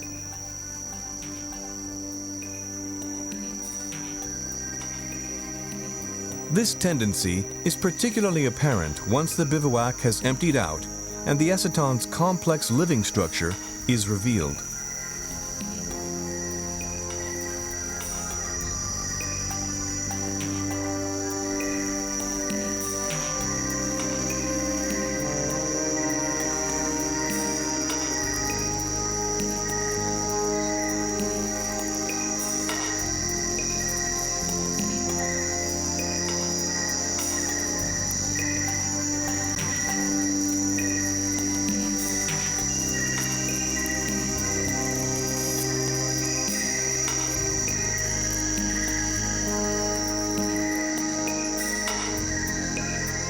Every Eciton ant can become a construction worker. The first ant to come up against an obstacle freezes when it feels the contact of another ant trying to climb the same obstacle. A new wave of arrivals grasp each other's pincers and mandibles and in turn become immobile, forming a bridge of thousands of individuals.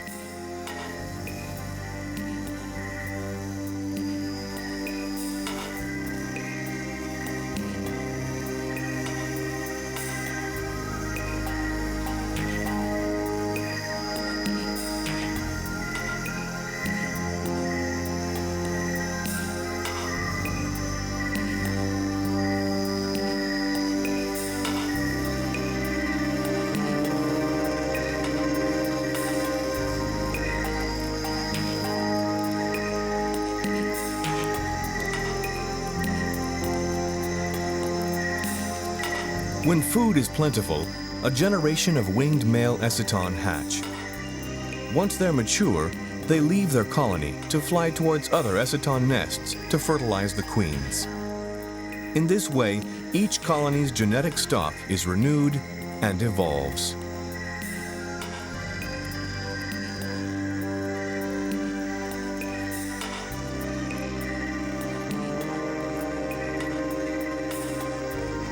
Even the dangerous soldier ants are capable of transforming into a motionless crowd to form a sort of carpet, providing a dry passage for the rest of the colony to cross without getting wet.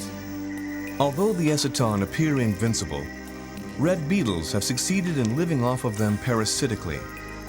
Found throughout the Amazon basin, the beetles imitate the ants' pheromones and tactile contacts, which allows them to steal some of the prey the Eciton capture on their raids.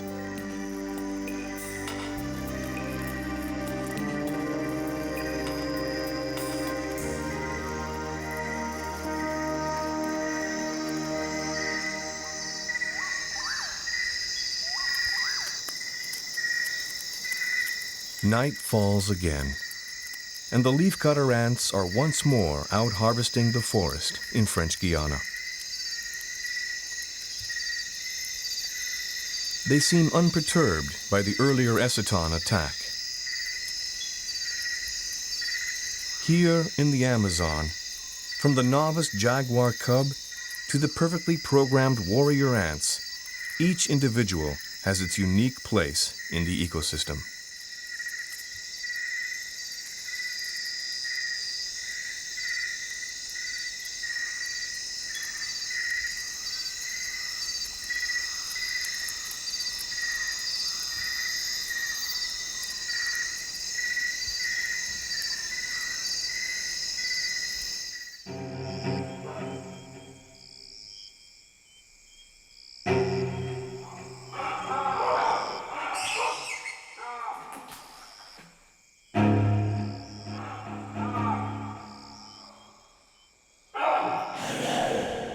In the beginning, there was nothing, or almost nothing. Nothing other than Thoth. Now, Thoth was a god who was terrified of loneliness and the dark. So he decided to create light.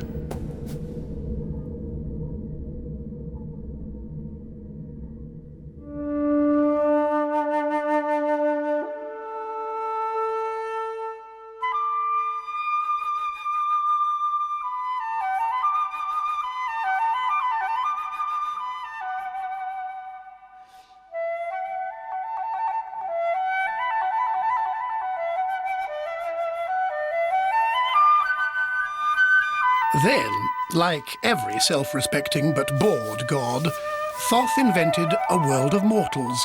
He created Earth. On this Earth, he implanted the first living creatures, trees. He gave them a vast, fertile Garden of Eden, the plains of the Masai Mara in East Africa.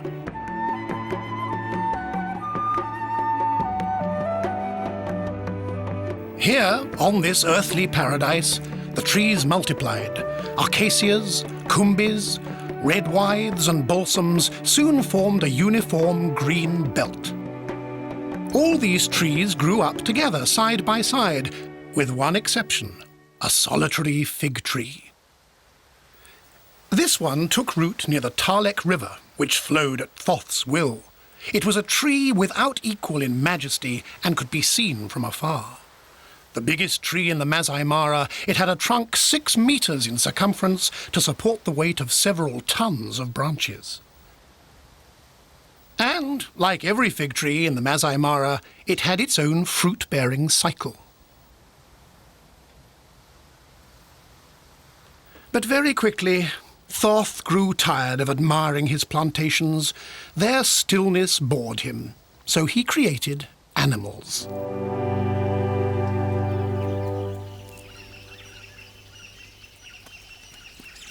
The animals had the ability to move about, much more entertaining, and Thoth even hit on the idea of giving the animals the still plants to feed on. That way, everything was taken care of. Or so Thoth thought. But he'd forgotten about a certain animal, covered in hair from head to toe, except for its hands and muzzle. There's no doubt about it. It was an animal Thoth had created in his own image. A monkey, the Anubis baboon, the being Thoth wanted to be perfect, but its creation was quite an adventure. Thoth's first baboon creation was a 20-year-old male. Let's call him Alpha. Convinced that, like himself, his creation was terrified of being alone, Thoth immediately provided him with not one, but several females. 70 centimeters tall and weighing 30 kilograms, Alpha is twice as imposing as his companions. However, his physique doesn't mean that he's the patriarch. In fact, it's the females and their offspring who form the tribe's nucleus.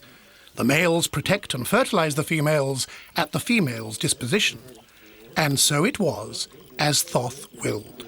But the females aren't exclusively for Alpha. He has to share them. And these two, 6-year-old Homos and 8-year-old Molos, want a piece of the action.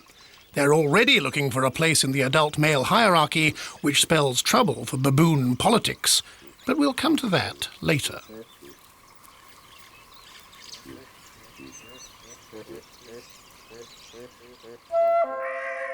For now, Thoth must spend 1 or 2 of his divine days teaching his cherished creatures the art of living.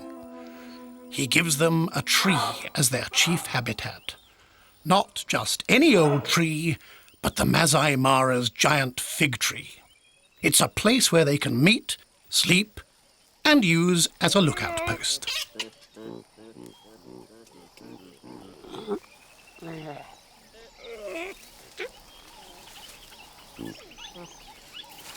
The baboons like their tree so much that they're only driven from it by hunger. In the morning, the first to start feeling peckish gives the signal, and the others follow.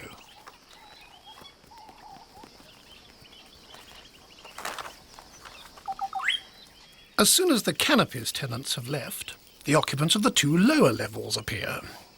First are the ants. They feed on the dead bark.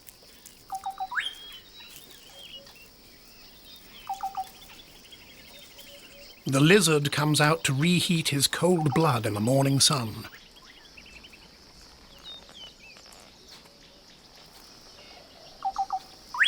Further down, a rat lives in the fig tree's root labyrinth.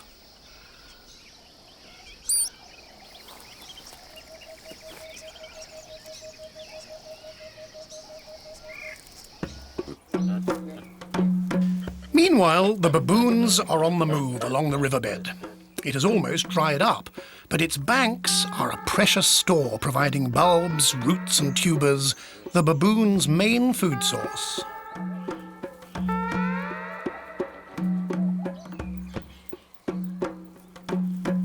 The adults stuff themselves while the young play, knowing that after their mothers have eaten, well, it will be their turn.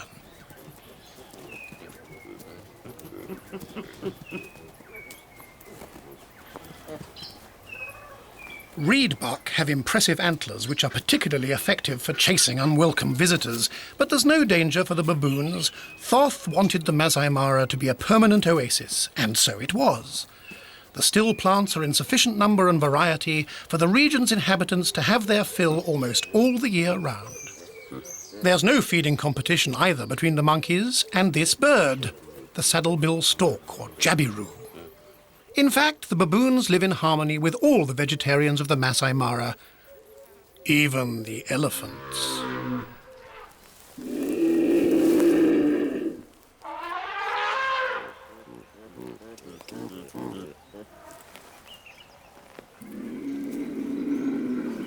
The baboons' search for food takes them to the opposite riverbank, far from the fig tree. They wander about the vast marshy plains, the feeding place of all sorts of other herbivores.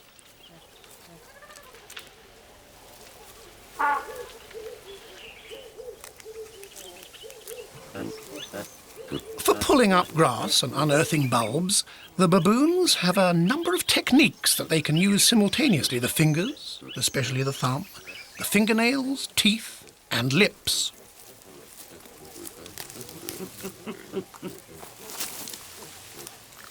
The young acquire this know-how by mimicking the adults. The baboons take their time eating, so much so that they've spent 6 hours of their first day of existence feeding, and it will always be so. At the end of the afternoon, Alpha gives the signal to leave, the feast is over, and it's back to the fig tree for the troop. Thoth doesn't lose any time himself in falling into a blissful sleep, safe in the knowledge that he has created the perfect world. On Earth, too, it's time for bed. Darkness falls and all the members of Alpha's troop are settled in for the night. Each one chooses a branch and a comfortable spot. Baboons sleep for about 8 hours a night in 2-hour cycles. Just as well, because like Thoth, they are terrified of darkness and have very poor night vision.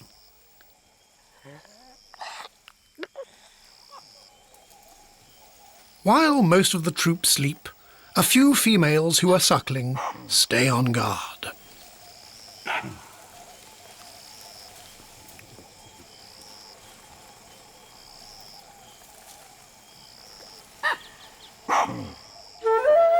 Up until now, everything is going well for the baboons.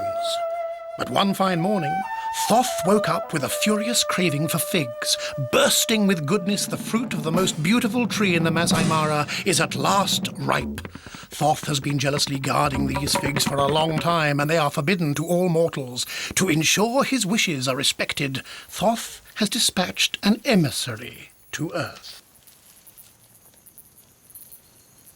The divine guardian is the same colour as the forbidden fruits. His name is Green Mamba. A camouflage ace with mortal venom. In some, he's a dissuasive character. Thoth knows Green Mamba's operating instructions. Leave to heat for several minutes in the morning sun. When its cold blood has attained ambient temperature, it's capable of detecting any suspect movements. And just a few minutes later, its forked tongue can capture odours floating in the air. This is how you obtain a Green Mamba fit to kill outright any fig-loving baboons. The baboons are not aware of Thoth's plans, but they're instinctively mistrustful of all animals who don't enter the category eater of still plants. Still, they just can't resist the temptation of the ripe figs, so they try to distance themselves from this strange animal who tries to pass himself off as a vegetable.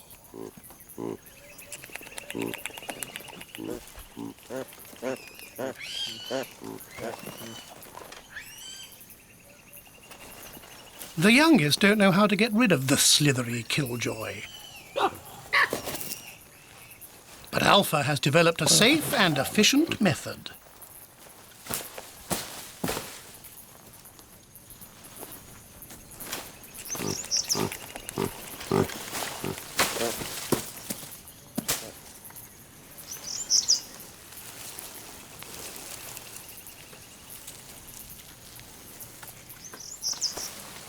Once the serpent has been forgotten, Alpha can enjoy the forbidden fruits in peace. But what is written is written.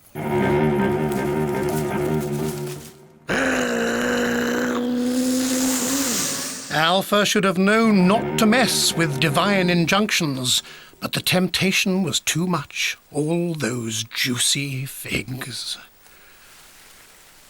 And now the whole troop has started stuffing itself. No holds barred. Celestial fury descends progressively upon Earth.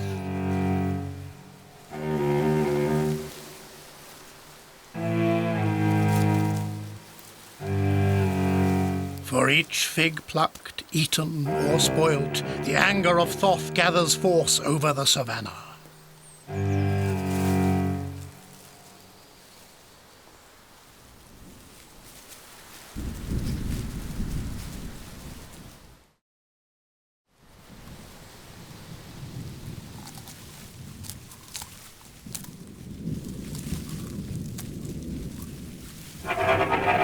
Frightened by the menacing sky, the youngest leave the extremities of the branches and take refuge near the trunk.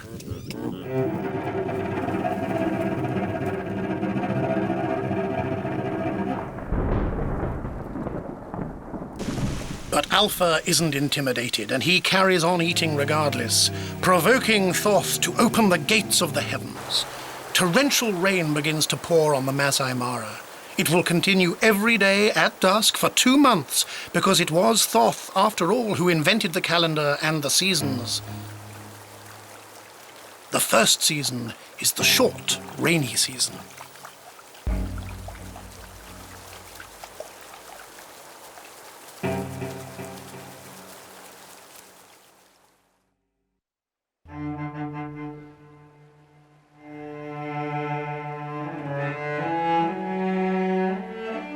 It has been raining throughout November and December.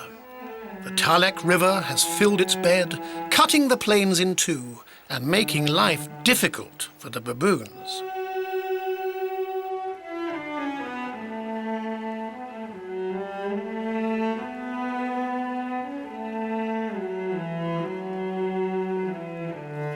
The baboons were accustomed to crossing the river on foot in search of food, and now they'll have to find another way across. Once again, Alpha's experience should help them to find a solution to the problem.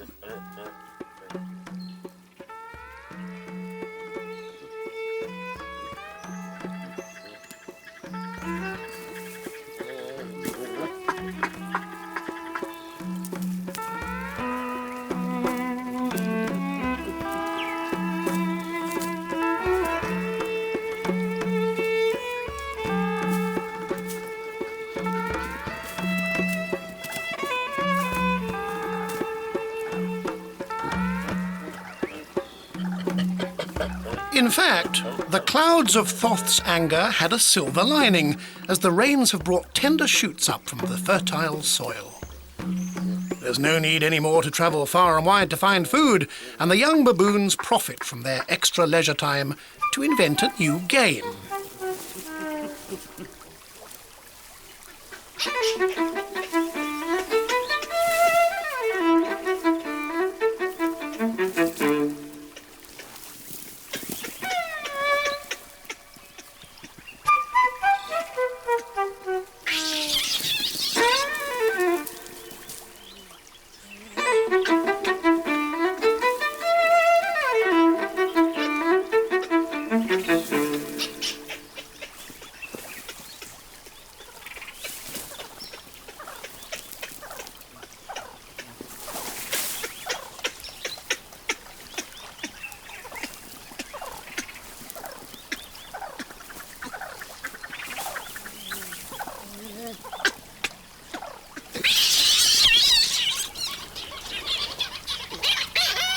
The whole savannah enjoys the results of Thoth's outburst. As the baboons explored their renewed pastures, they distanced themselves from their habitual fig tree neighborhood. And a solitary elephant makes the most of their absence to gather some burgeoning green branches.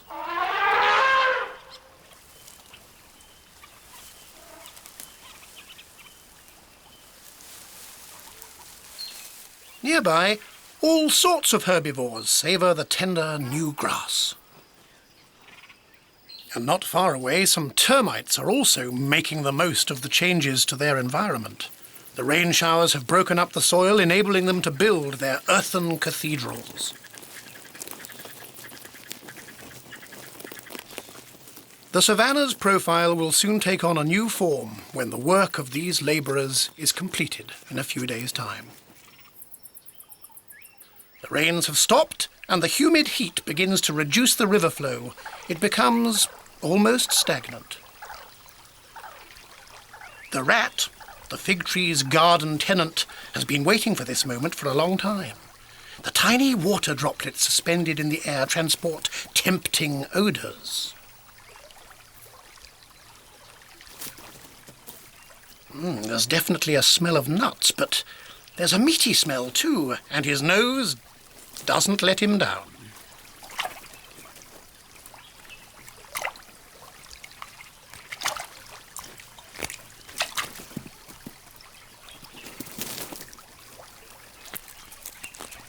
It was exactly what he was hoping for, a xylophage beetle larva. The dead wood that these larvae have been consuming gives off the nutty odour. With its cutting incisors and rasping molars, the rat's teeth are perfectly adapted for its omnivorous diet. Once it's been crushed, the larva will be gulped down in a few minutes. The rat appears to be very hygienic, but there's more to it than that. It has to get rid of the nut smell trapped in its fur before it can sniff out more prey.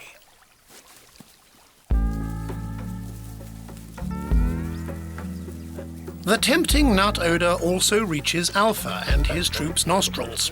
The baboons have returned to the vicinity of their fig tree. The dead acacia branches have been softened by the rain, allowing xylophage larvae to dig new tunnels. The smell of this still plant is enough to give a vegetarian mobile animal a taste for carnivorous things. Alpha exercises his right of precedence. Then the young follow, imitating him in their own manner.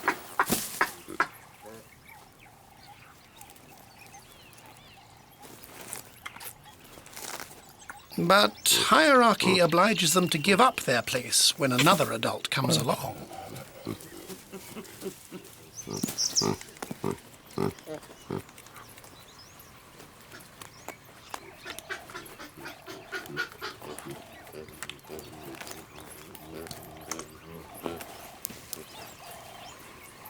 All this place-swapping is rather disturbing for the other branch occupants, the ants. They had made their latest home here, but the news gets round quickly that it's time for immediate removal.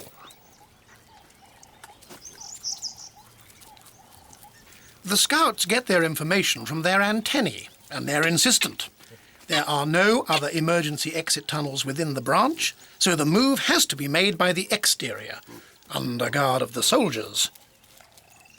Oh, and bypassing, if possible, the hairy, non-identified objects.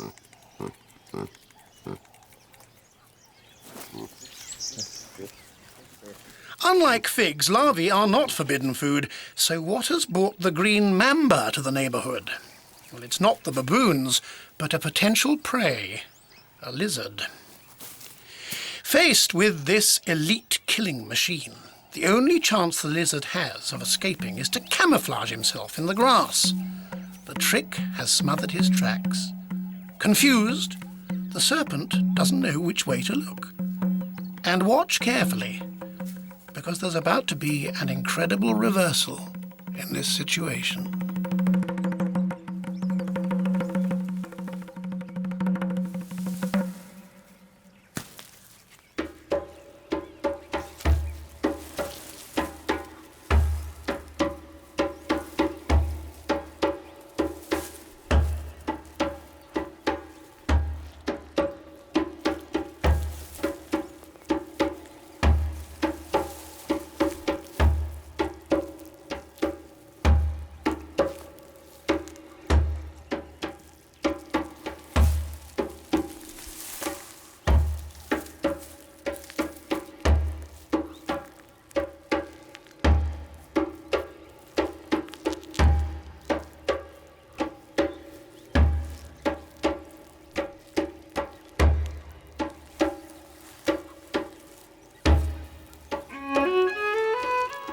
snake is slowly asphyxiated.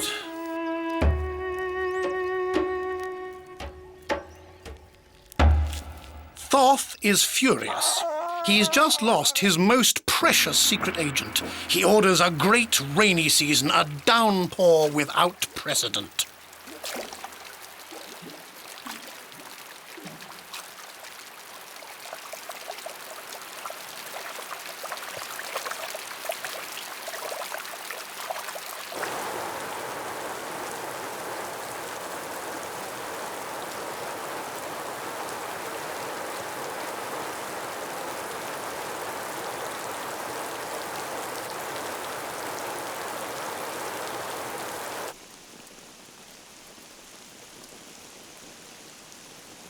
When the celestial gates close again, all the baboons can do is observe the extent of the damage.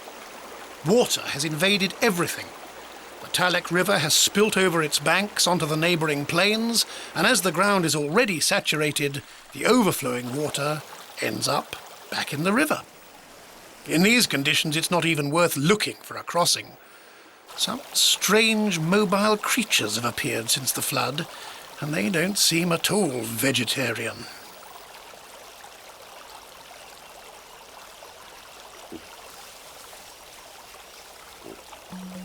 To get across to the other side, the only solution is a huge leap.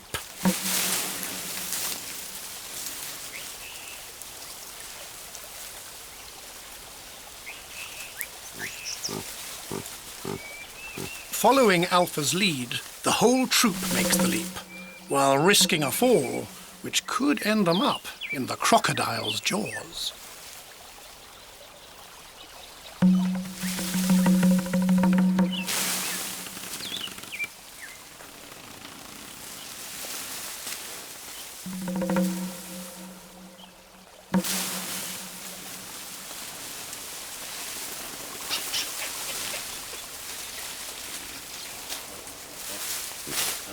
The problem with jumps from a high to a low point is that backtracking becomes impossible.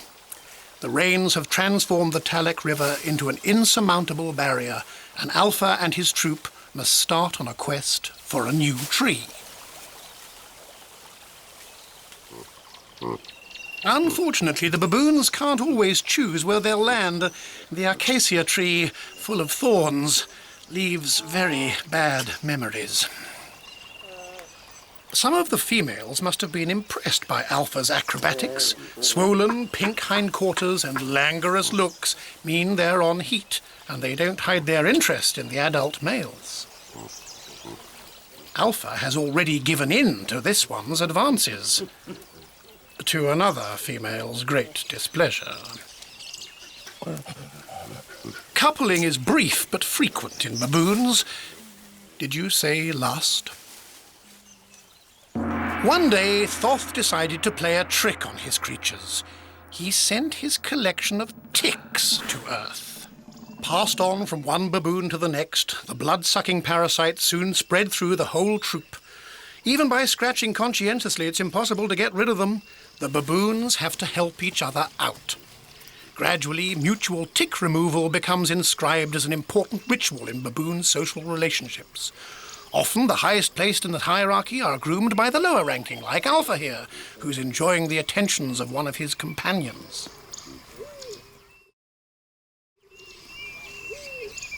The females obviously take pleasure in grooming their young, and each other. It seems the troop knows how to turn all Thoth's tricks to their own advantage.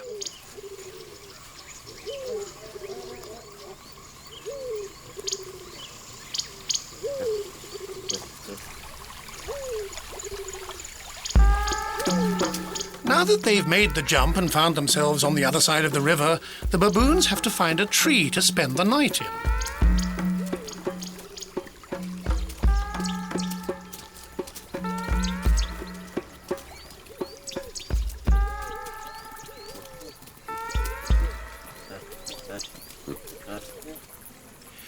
Back at the fig tree, intense activity is going on in the troop's absence. A colony of safari ants has set up a bivouac in a waterlogged soil at the foot of the tree.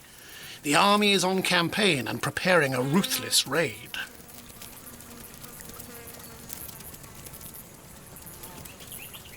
The first find, an excrement dating from the solitary elephant's last visit.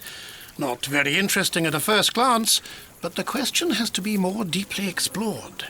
The safari ants know that underneath the droppings, other underground specialists are drilling tunnels to supply their nests. Gangs of safari ants attack the termites.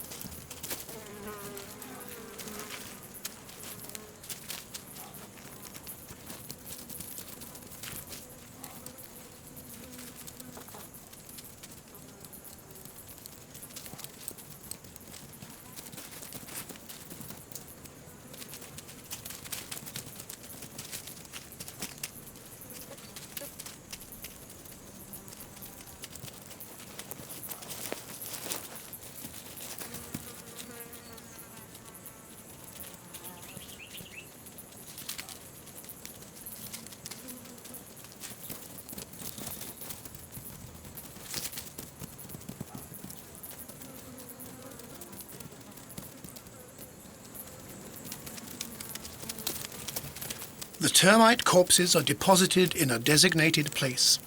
Once all the tunnels have been cleaned out, the ants gather together again in cohort formation to bring the spoils back to the bivouac. We know that ants can carry material up to 4 times their own weight, but the safaris look as if they're trying to beat the record. Perhaps it's military ardour which excites them.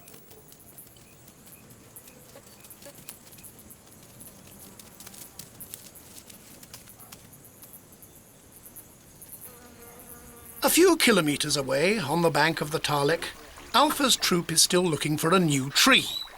In their search, they come across the creatures who invaded the river. From the looks of their teeth and their powerful bodies, they definitely aren't still plant eaters.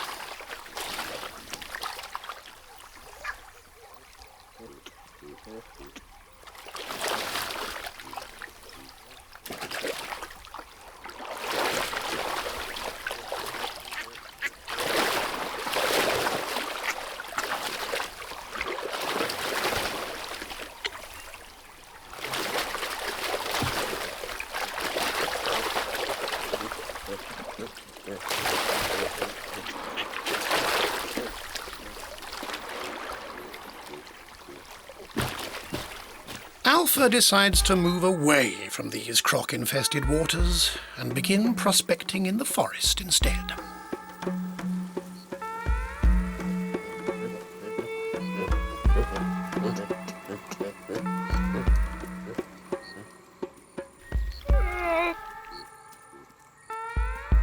In the underwood, the baboons meet a herd of impalas.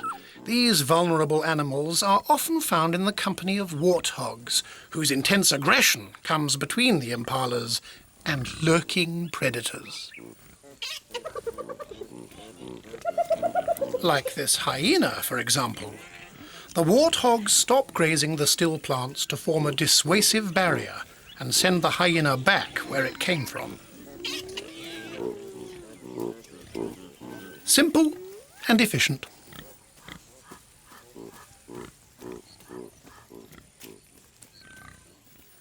Perhaps because of this, Alpha himself feels safe in this clearing. He just has to find a tree. All the trees look the same, and none of them is big enough to host 40 baboons. For once, the troop won't be able to sleep together tonight. They'll have to split up.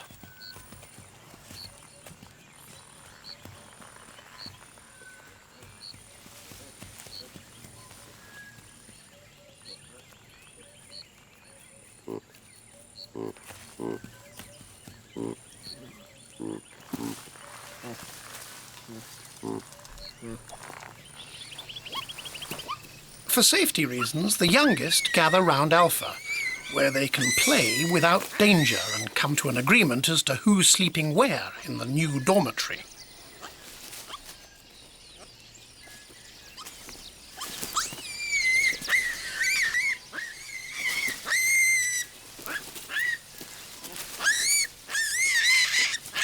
Each one eventually finds a place, but before falling asleep, Alpha and the other adult males locate each other's positions in the canopy.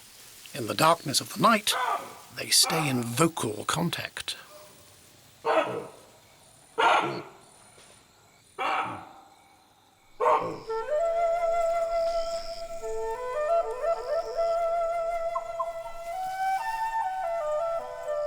The next day, an early riser wakes up his sleeping companions and persuades them to get down from their tree.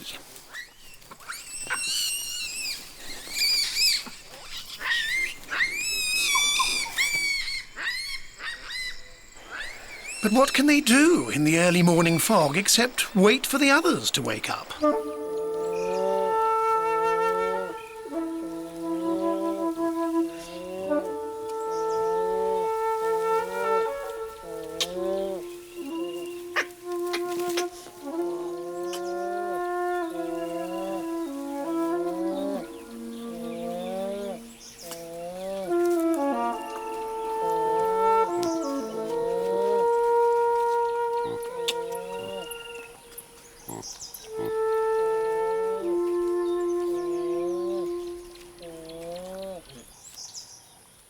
The last up seem to be anxious to explore. On the whole, Alpha's troop seems to be getting along well. Up until now, they've found a way of resolving their problems, got round difficulties, and bypassed risks. How about a peaceful life now? No such luck. Thoth is still sore and dissatisfied with the rains, floods, and ticks. He decides to sow discord in the savannah.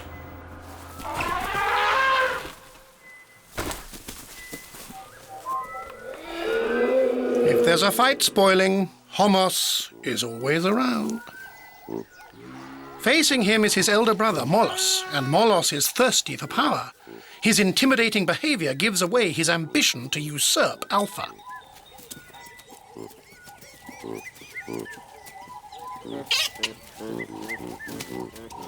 Alpha doesn't want to get involved, but he watches the family squabbles carefully.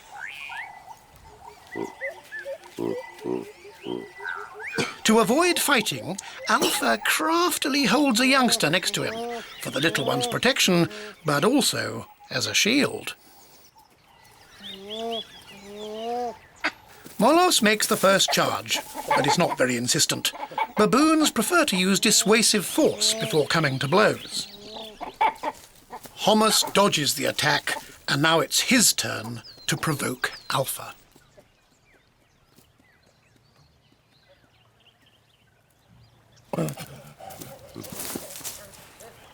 But Alpha remains neutral. Molos, however, still needs to vent his aggression, so he turns on his brother.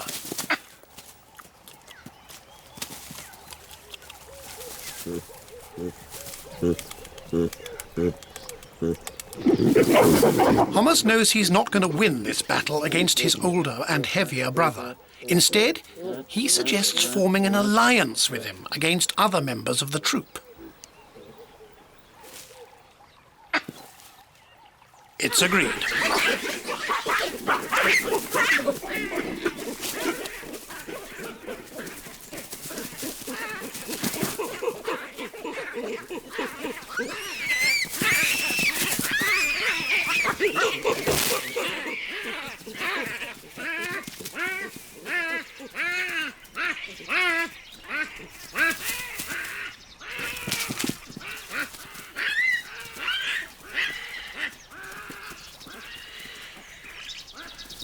But the other baboons prefer to flee from these two troublemakers.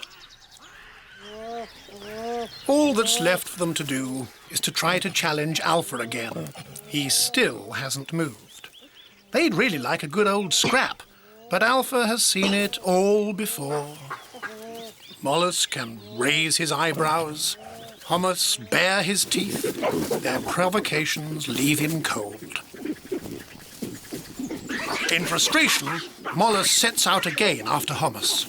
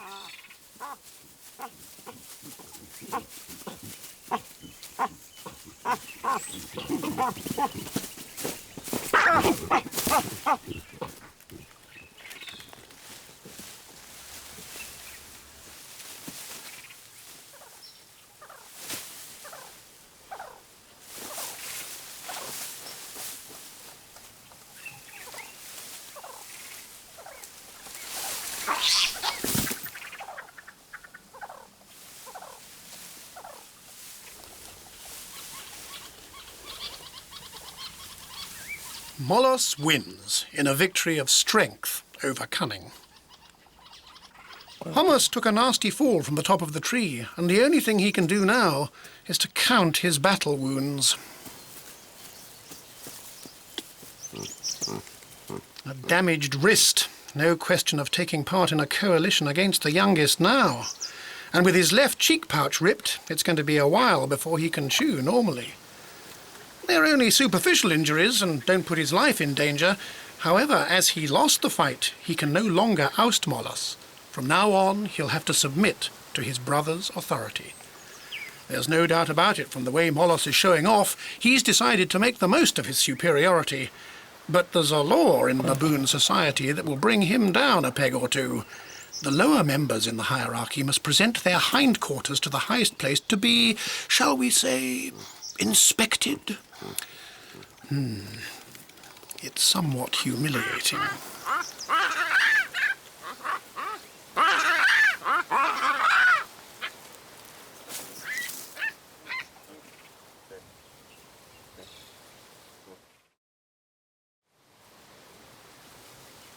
With all that's been happening, the troop hasn't had a single meal.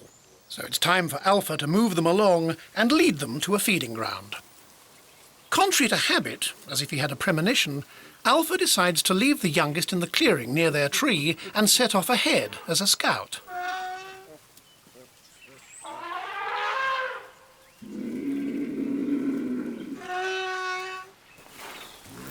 The troop of young mothers walk through the plains under the orders of their First Lady. Alpha is reassured. He knows that these eaters of still plants mean no harm. The troop can come and feed here. But where are they? They ought to be at the edge of the wood, waiting for a signal from him.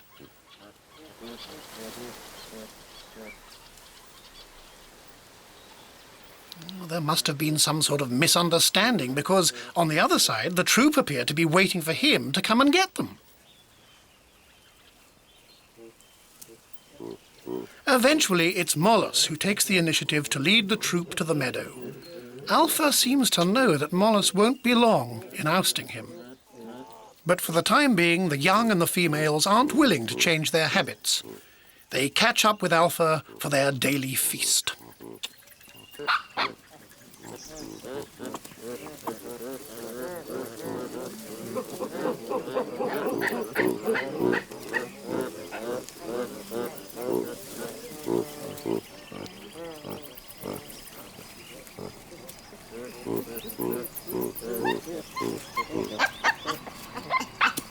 Even with his experience, there are some things which leave Alpha perplexed, such as Molos's behaviour. For several days now, he seems to have had one thing in mind, getting to the top of the social ladder, and yet here he is, presenting his hindquarters to show his submission.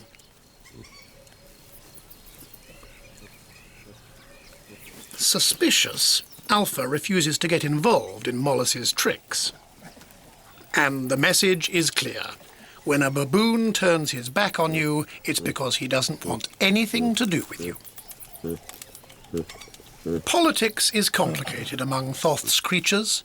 The borders are often blurred between dominant and dominated. In young males, the desire to gain power is often stronger than anything.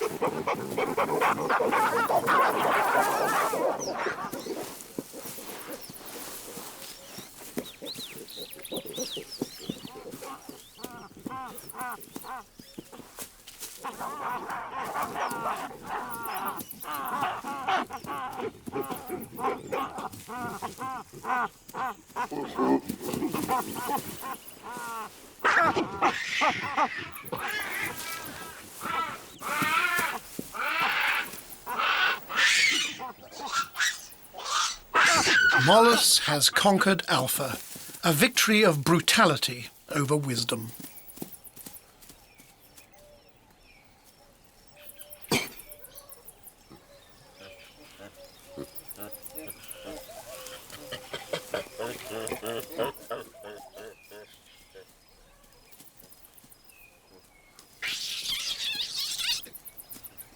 Mollus is delighted to have finally achieved his goal, and to make sure everyone knows he's in charge now, he doesn't hesitate to terrorize the other members of the troop.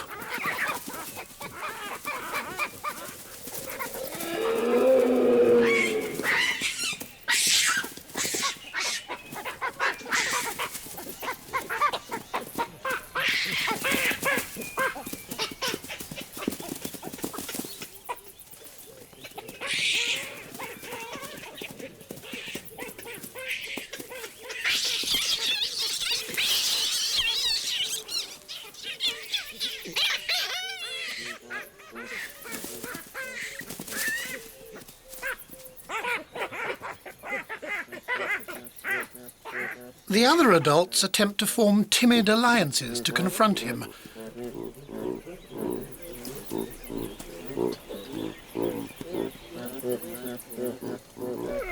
Only faced with such pointed arguments, it's difficult to remain resolved.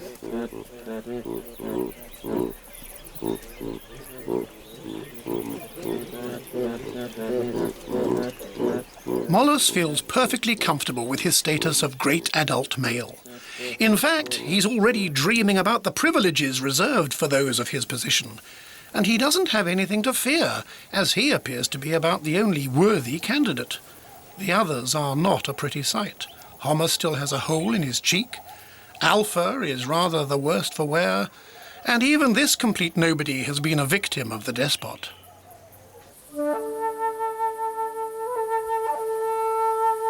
August. It hasn't rained for 2 months. Thoth has been sticking scrupulously to his calendar. It's the long, dry season.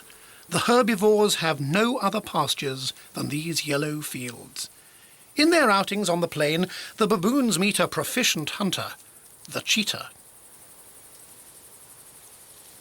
The cheetah rarely approaches zebras because they have an annoying habit of defending themselves with their hooves.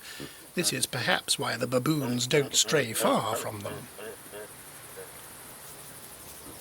The cheetah's principal victims are Thompson's gazelles, and this female and her 3 sons already have their eye on them.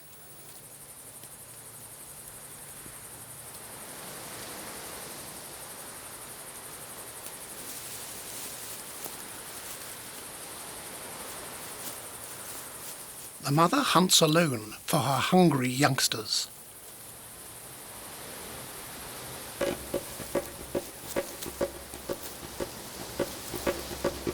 By approaching upwind, she's sure not to alert the gazelles, who have a very fine sense of smell. The rest is merely a question of speed, and we already know that the cheetah is a world champion in this discipline.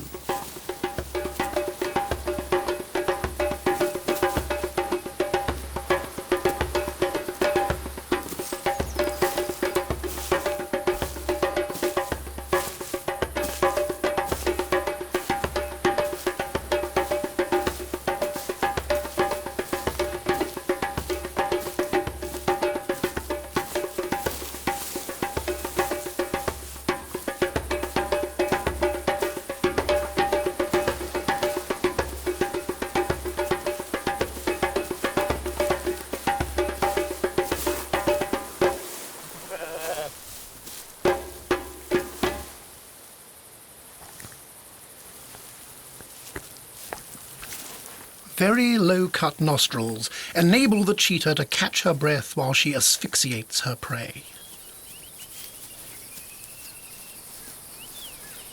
It's dinner time for the 3 young cheetahs, provided they manage to find their mother in the tall grass. Well, well, it's the baboons, with Mollis leading the way to the scene of the crime. The first on the spot are the cheetahs, but Mollis, still as aggressive, seems to have decided to argue over their spoils. It's a rare sight in the savannah, a handful of baboons trying to scare off 4 cheetahs.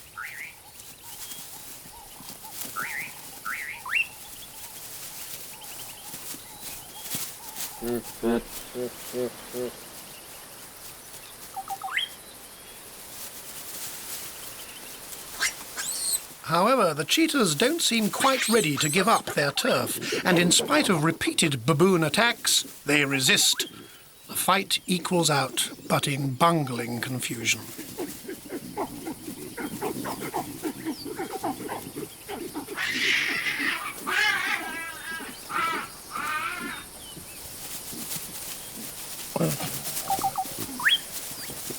In the end, Mollis's determination wins over the whole troop, and confronted by such unanimity, the felines capitulate.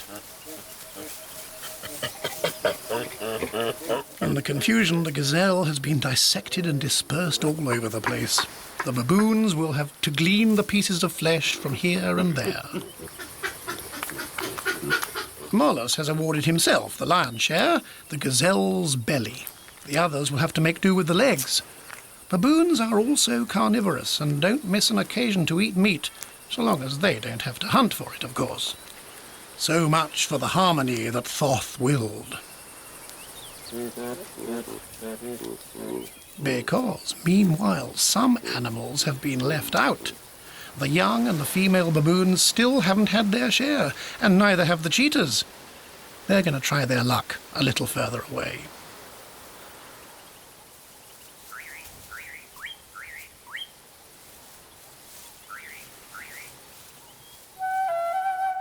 Without rain, the still plant-eaters have literally shorn the plains. Mollis and his group decide they've had enough of their exile.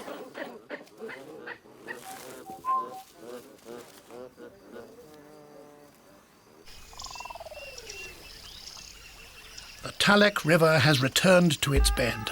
The baboons can now cross it and reach their cherished fig tree, the most beautiful tree in the Masai Mara.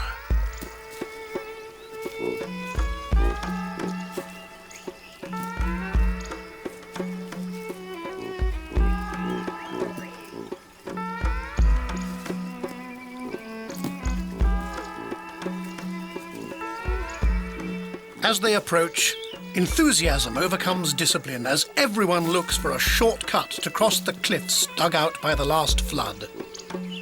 And everyone seems to manage. Well, almost everyone. They have to move fast because night's falling. In a year, the fig tree has had time to produce more fruit, much to Mollis's delight. He's the first to arrive, but the others won't be long in turning up. And so, all is well, for the time being.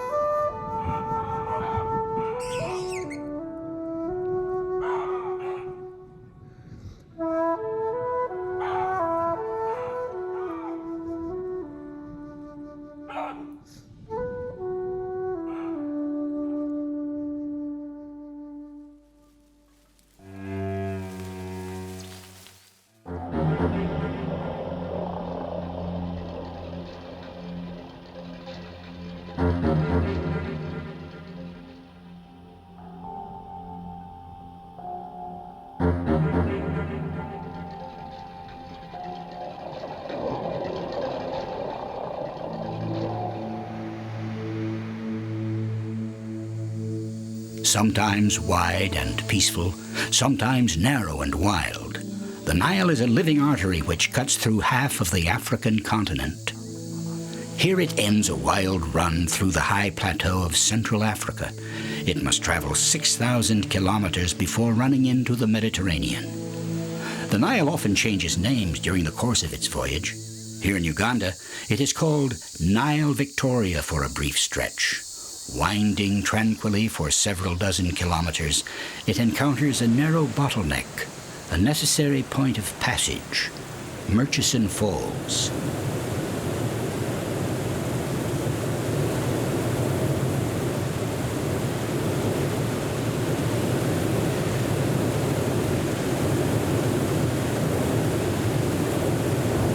The Nile's entire mass of water must be engulfed through a gorge barely 7 meters wide.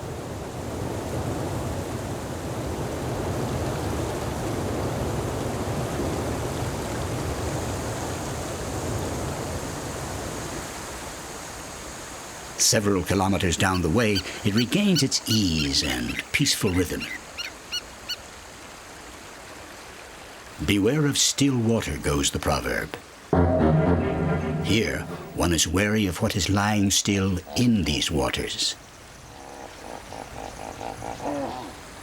Seldom showing itself, it is feared and respected by all of its neighbors. The Africans call it Master of the River. Crocodilus niloticus, its Latin name, is the largest of its species, measuring 3 to 5 meters in length. The ancestors of the saurians were already present during the golden era of the reptiles and outlived the dinosaurs. 200 million years of evolution with little change. The crocodiles have inherited most of their ancestral characteristics, particularly their invincible bony plating.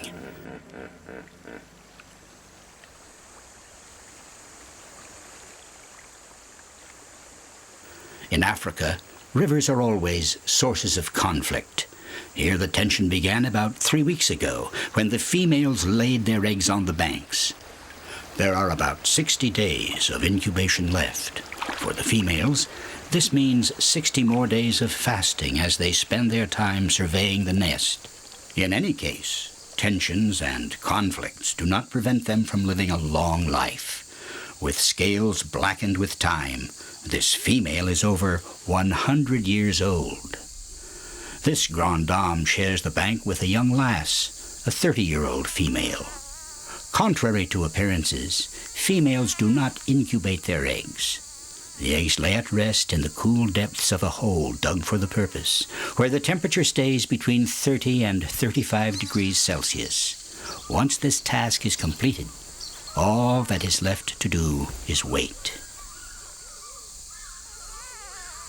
Waiting, but always with an eye open. The female must keep watch on her eggs, never slackening her vigilance. It is the only way to protect them from audacious and sly predators.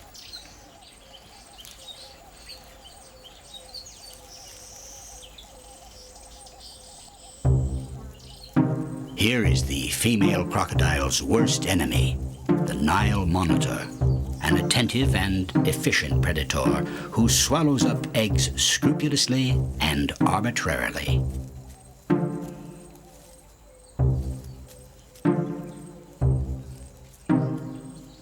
This tiny Nile monitor of 1.5 meters, distant cousin of the Komodo dragon, is in the habit of waiting for dawn to break into action. This one has just finished its morning sunbathing. A gulp of water, and it will be ready to go hunting.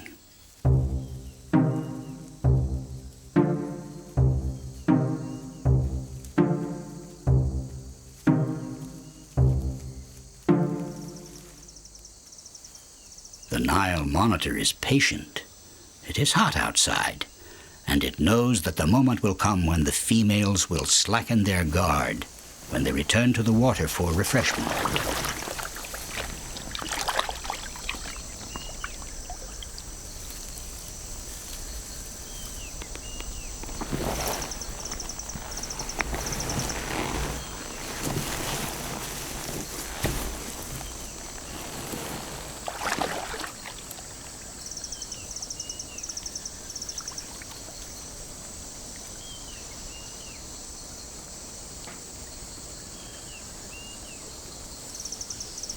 First, a quick scan of the territory to define the perimeters of the search. The Nile monitor is a fine bloodhound with a sensitive nose. During the egg-laying, the female crocodiles deposited odoriferous secretions in the nest so they could easily find the nest again after a refreshing swim. This odor provides a precious clue for the Nile monitor. But beware of informants. These armed lapwings have a contract with the masters of the river. In exchange for the right to nest on the banks and the protection of the crocodiles, they keep watch on the eggs and sound cries of alarm upon the arrival of an intruder.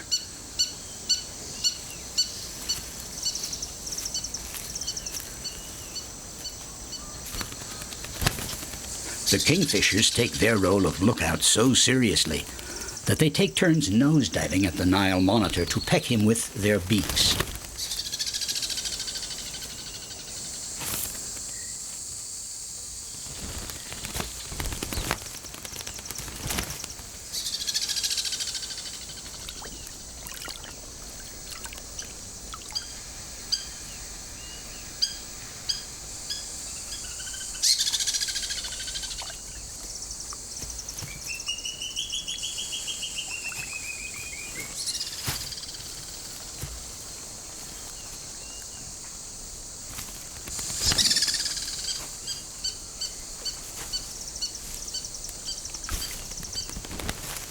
These repeated aggressions are surely exasperating, but not dissuasive enough. The Nile monitor continues its search.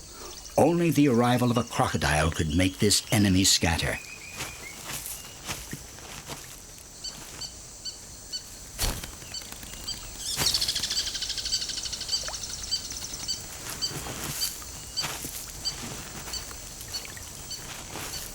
Eyes and nostrils protruding on the surface of the water, a low profile.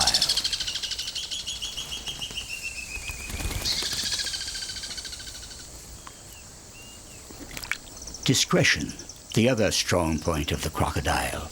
No one ever sees it approaching. 2 pairs of nostrils are better than 1 when it comes to finding eggs on such a vast beach.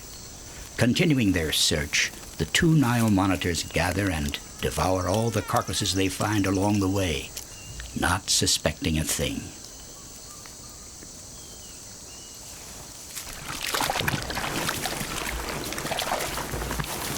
One of the intruders had a little fright. This does not stop it from hastening to the site.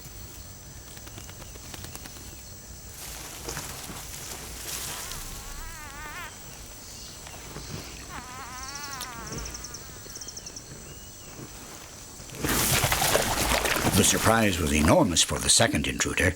In 3 strides, the female crocodile hoisted her 900 kilograms up onto the bank. But the Nile monitor is a quick creature. Sure of its own agility, it refuses to scatter. Once it is on the scent of eggs, the Nile monitor is not one to renounce. The eggs are quite close by, buried somewhere, but where? A few old shells are strewn about, making it all the more exciting. The centenarian female has returned to her watch. She does not make the least effort to chase away this insolent creature, knowing that her presence alone is enough to dissuade it.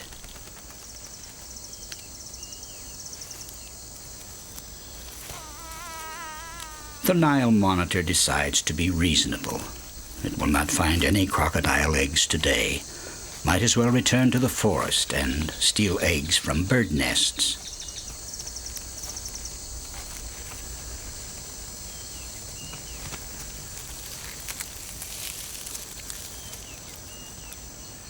It is generally believed that crocodiles adore laying lazily in the sun. In fact, as with all cold-blooded animals, they need an external heat source to raise their body temperature, which must be maintained at 26 degrees Celsius.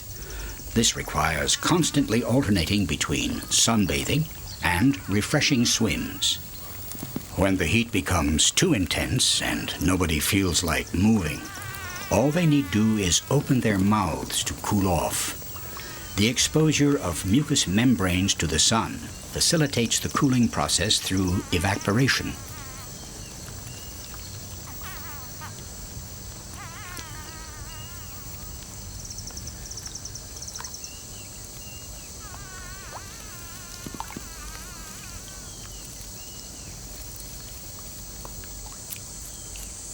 The spur-winged plover also have an agreement with the crocodiles. As they groom and bathe, they survey the surroundings.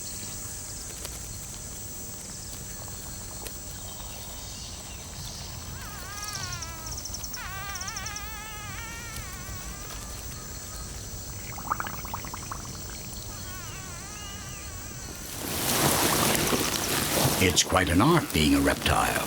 Because of their thermoregulation system, they must regularly alternate between heat from the sun and cool of the water. Each must find the proper dose.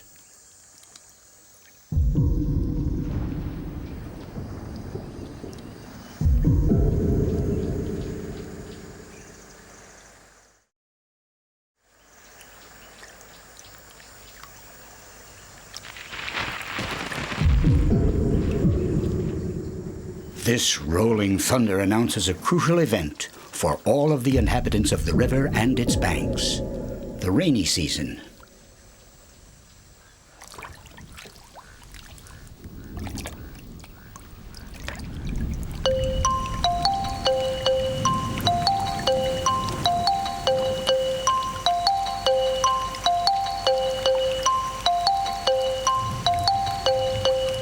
It is the beginning of April, and torrents of water will fall for several weeks in this equatorial region of Africa. The Nile widens at a phenomenal rate.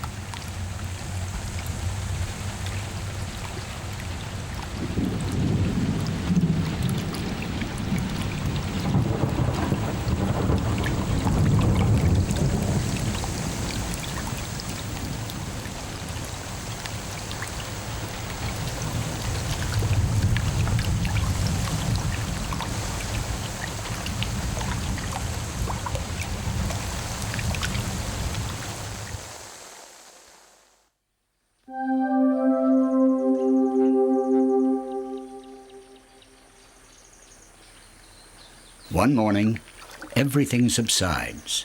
The water stops as quickly as it came, leaving fish stranded in tiny ponds of water. Fishing has never been this easy for the tufted heron and the Egyptian geese.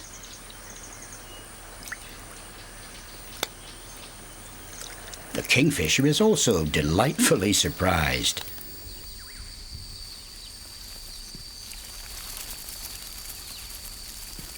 Even those enormous fish, the perch of the Nile, were caught by the surprise of the sudden subsidence. This particular one, stranded on a sandbar, arouses much greed, especially among the famished female crocodiles still waiting for their eggs to hatch. They are tempted to swim a few strokes in search of this carcass. But is it wise to desert the nest for such small gain?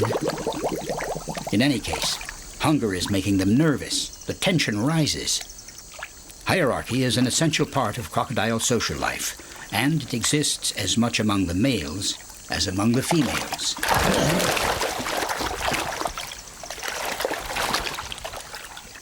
In order to avoid mortal combat, they settle conflict using body language with postures of submission and intimidation. In this way, the young female needs only lift her head slightly to express her resignation, giving priority to her senior.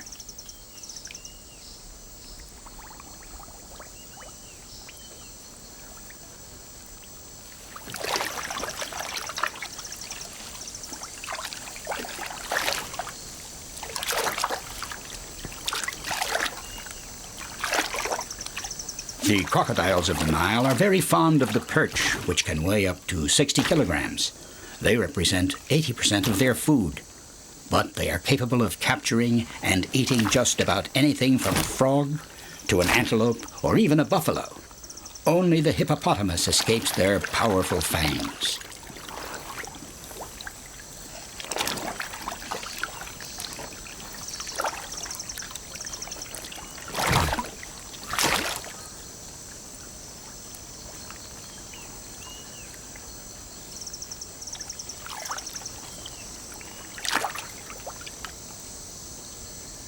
The other female refuses to be left behind. She too has just spotted a dead fish.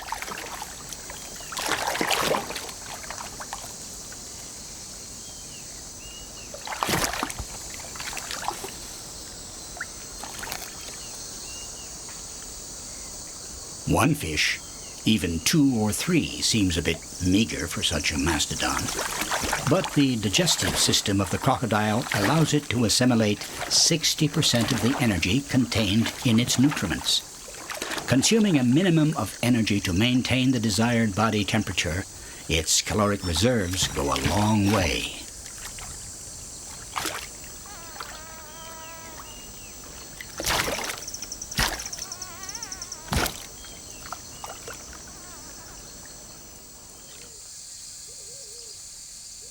The 2 females were not wise in deserting their nests. The Nile monitor has returned, only this time it has decided not to leave empty-handed.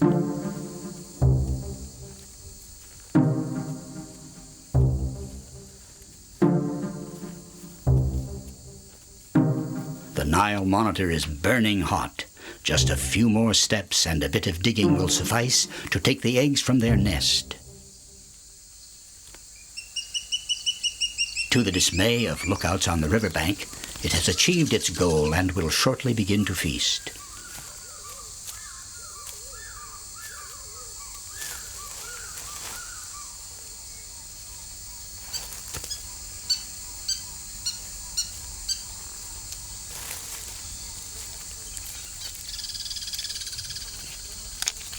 The Nile monitor is the only saurian to open its throat wide enough to swallow prey which seem much too large. It is estimated that the Nile monitors are responsible for 50% of the destruction of crocodile eggs.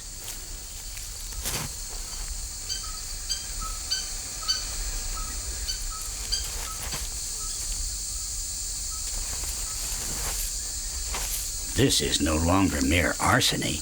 It is a veritable carnage.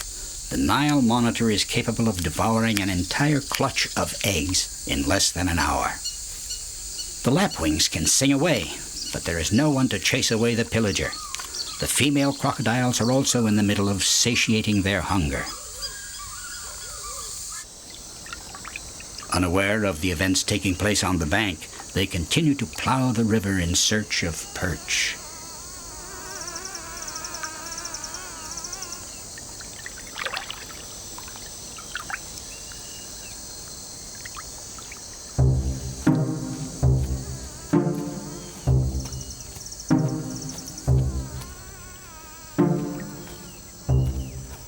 The odor of the stranded carcass, sitting for several hours, has attracted the attention of another Nile monitor.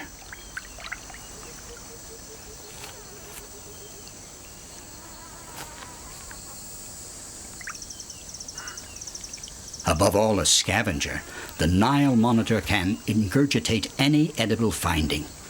Even so, this one is a little big, and someone else is already eyeing it.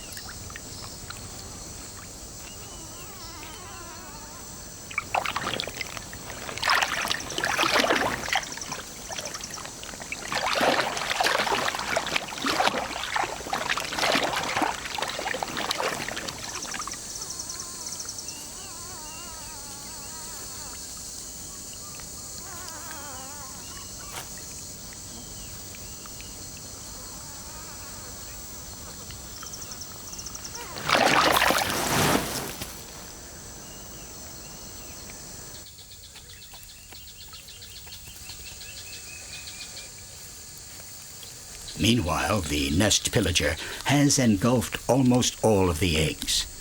The indignation has reached its limit with the lapwings. Their cries of alert have finally been heard. The female returns towards her nest, abandoning all other concerns, but at her own pace.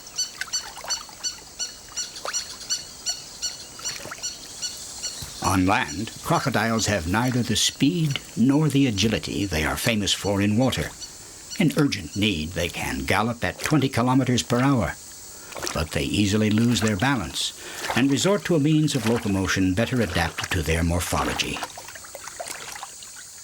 The young female, alerted by the cries of the lapwings, is unable to arrive any faster to the site in order to save her clutch of eggs. Luckily, the crocodiles of the Nile are particularly prolific. A female can produce between 60 and 80 eggs per year. The perpetuation of the species is assured, even if only one of the thousands of eggs she lays in her life hatches. In other words, as scandalous as it seems, the pillaging of the Nile monitor is not a real threat to the species.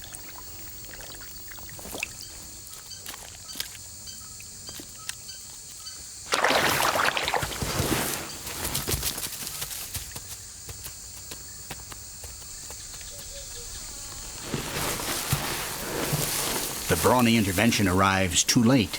The young female will not have one single baby this year.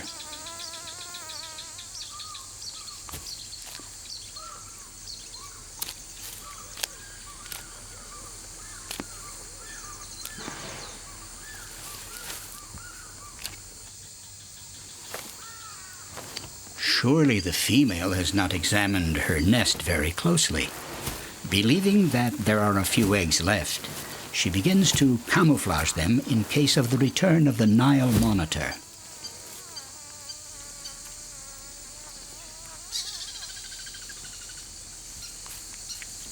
The Nile monitor is so satiated that it is unable to swallow the last crocodile embryo.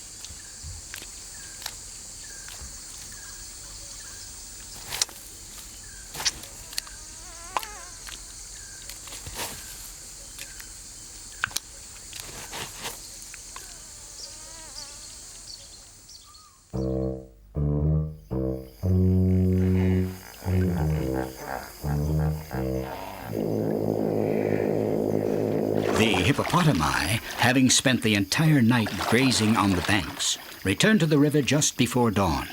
Sun is the only thing they fear. The cohabitation of hippopotami and crocodiles goes rather smoothly, provided that each respect the rules of peaceful coexistence.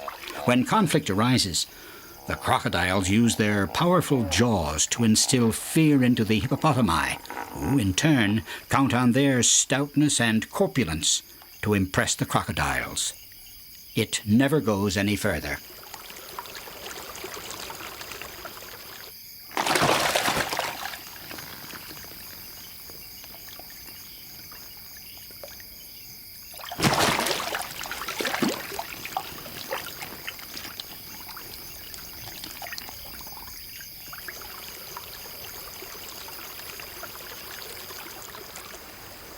Sunrise is always awaited impatiently by the fishing eagle.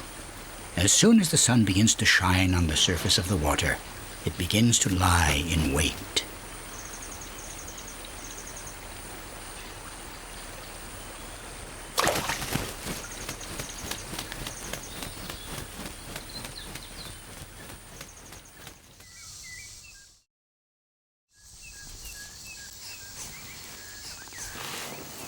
The centenarian female has just heard the signal of her impending liberation, a call, the cry of the first babies to have reached maturity, still inside their shells, buried 20 to 30 centimeters underneath the sand.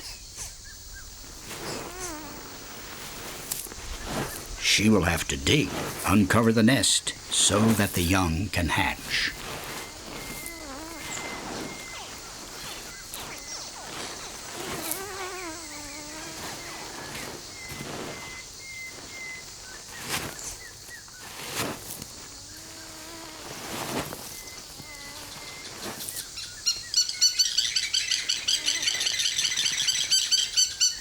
Evidently, the yelps of the baby crocodiles have attracted one of the Nile monitors who was prowling about the vicinity.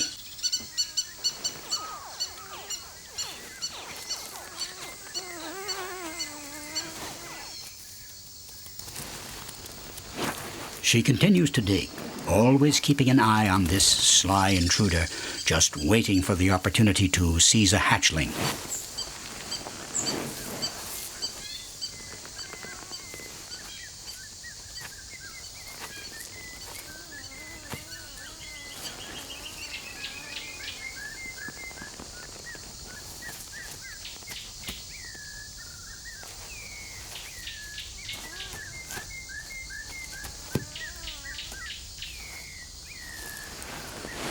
female will continue to excavate in the sand for more than 4 hours.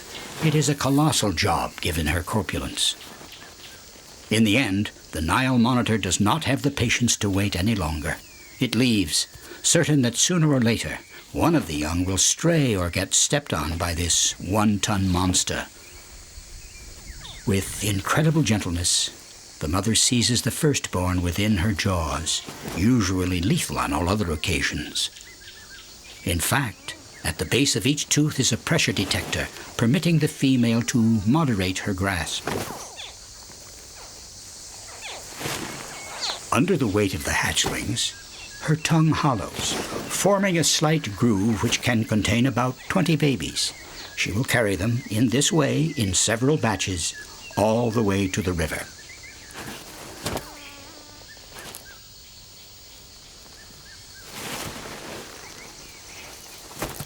The first people to have observed the behavior of crocodiles believed the females devoured their newborns.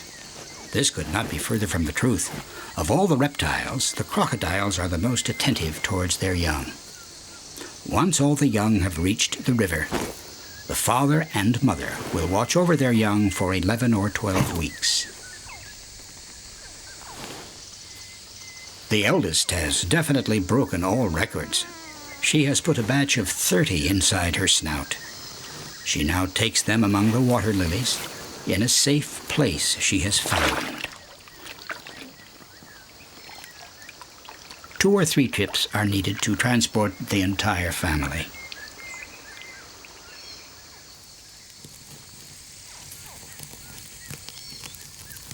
Waiting for their turn, the newborns in the nest continue to hatch without much difficulty. Unknowingly, they already prepared their exit from the shell. Throughout the entire incubation period, the embryo plays an active role in its own development. It rejects carbon dioxide, causing a chemical reaction that renders the eggshell porous to oxygen and thus easier to pierce.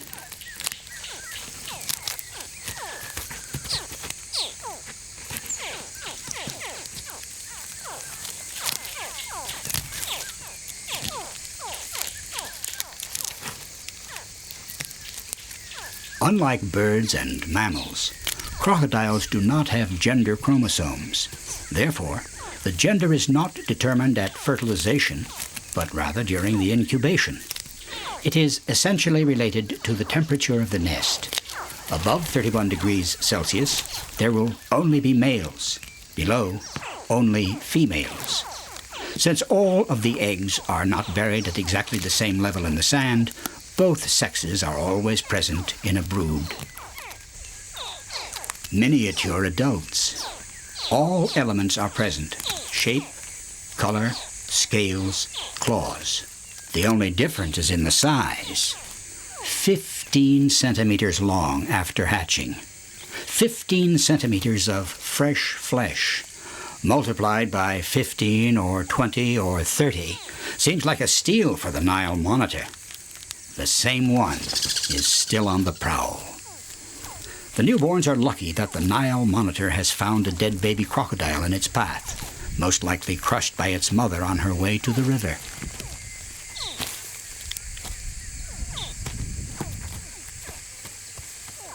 The female returns for the third and last mouthful of babies.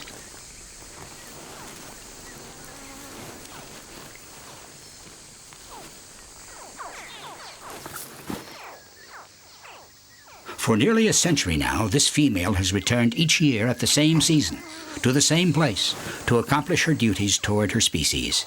With many years of experience, she has perfected her gestures admirably.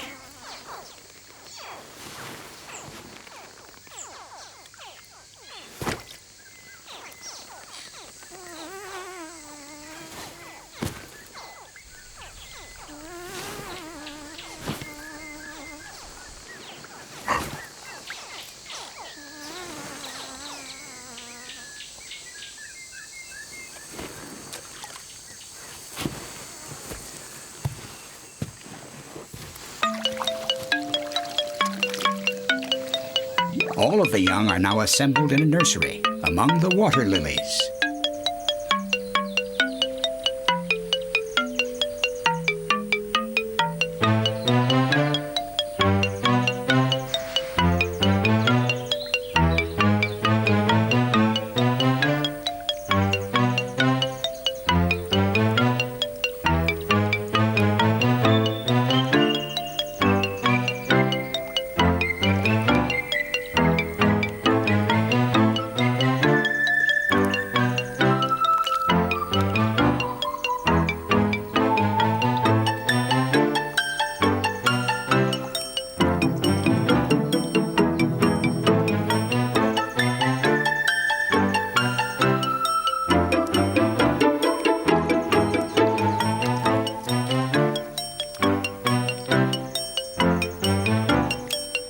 As adults, crocodiles are practically invincible, but their youth is not so easy. If one of the young were to leave the nest, it would not last long. Fishing eagles, snakes, Nile monitors, herons would swallow it up in one mouthful. Despite the parents' vigilance, only 3% of the babies will make it to adulthood.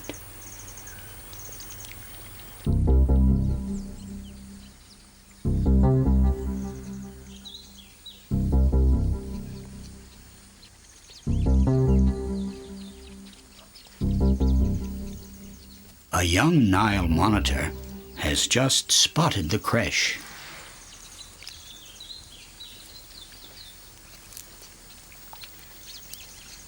It has the instinct of a predator, but lacks experience and an awareness of danger.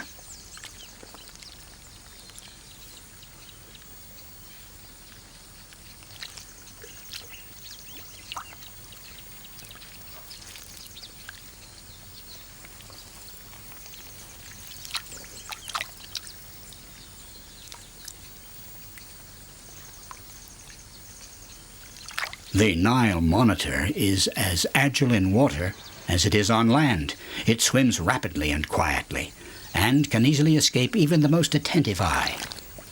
But this mother crocodile is observing its every move.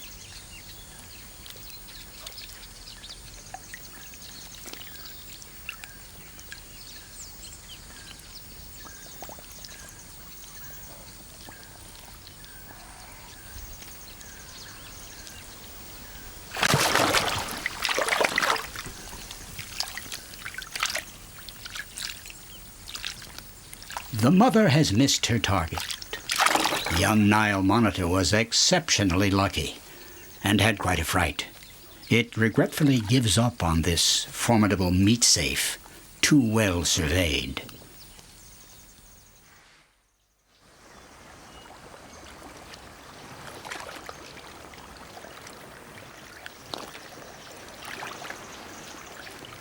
In the river, the seemingly placid hippopotami are also a great danger for baby crocodiles.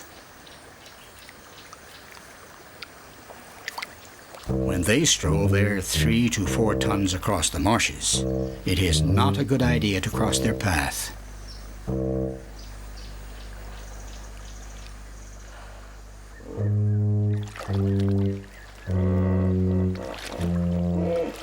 When one of these mastodons approaches, finding a refuge becomes a first priority.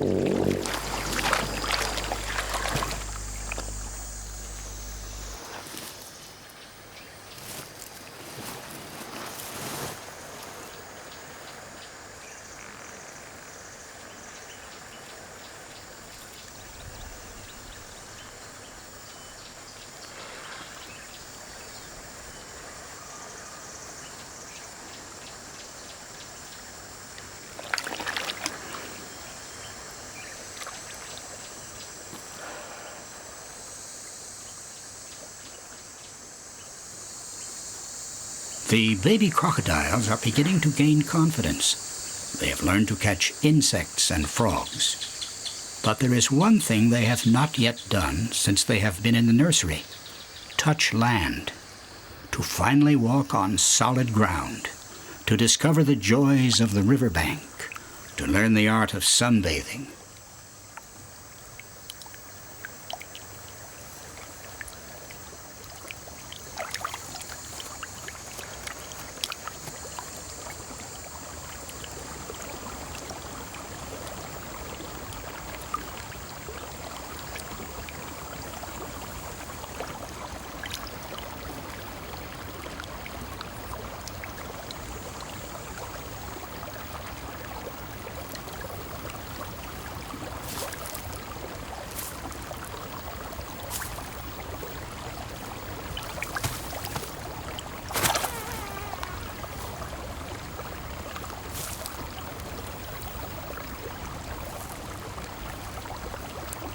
With her young exposed and visible, the mother crocodile must double her vigilance.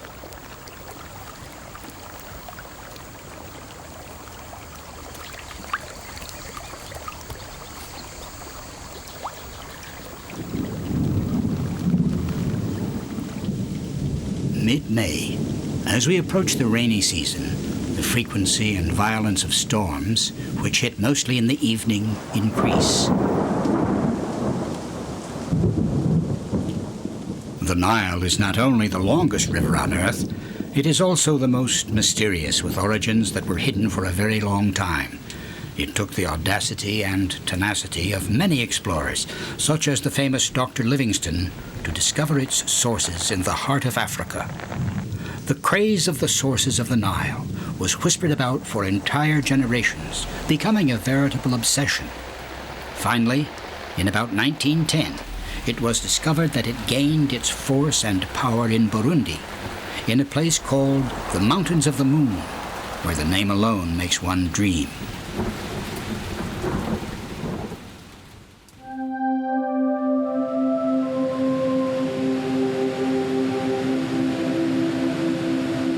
The rains have ceased, but upstream of Murchison Falls, they have transformed the ordinarily calm Nile into a furious torrent.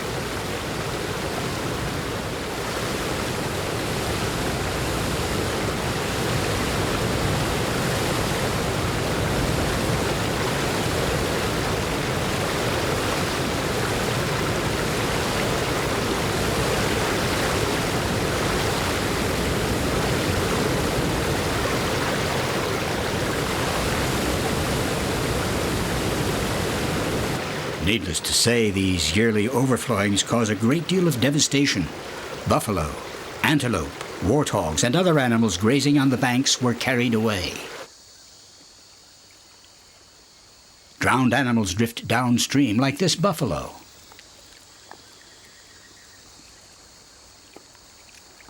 For the crocodiles, the rainy season is the season of abundance.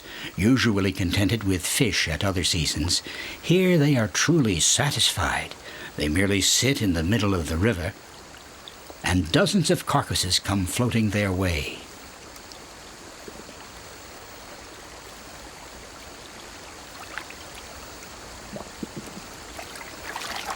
Here they come, rushing from all parts, attracted by the carcasses. But this buffalo is too big. Impossible to dismember it in the water. They will just have to wait for it to run aground.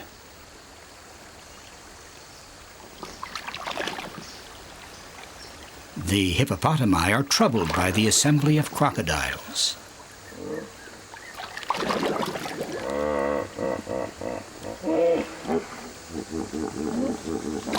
Tension rises among the troop. On the riverbank, a dominant male reigns on top of a log, approximately 50 meters in length. Beware to anyone who dares to approach.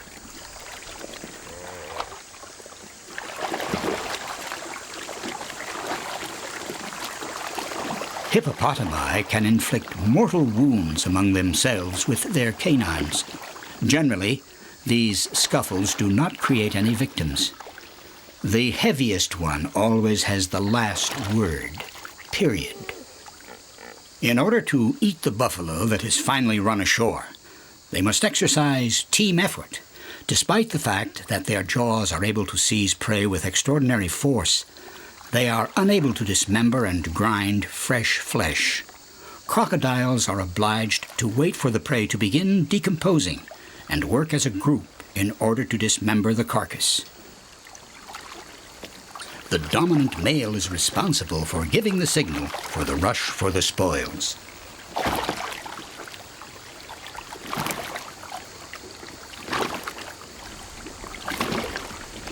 Some keep a firm grasp of the spoils, while others rotate frantically in order to break apart the bones and tear off large pieces which they ingurgitate whole.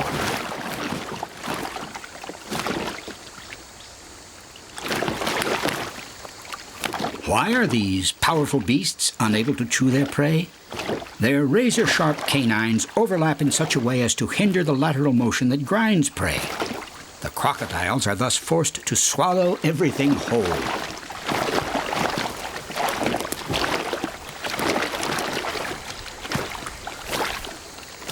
Internal organs, skin, tendons, everything will be swallowed, including the horns.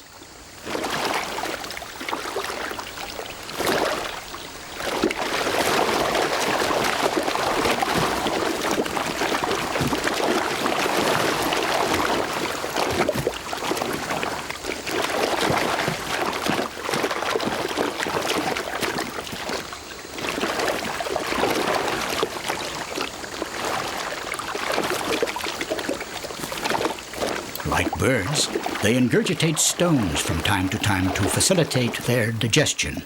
These stones stay in their stomachs and help to grind up any food that was not chewed in the mouth.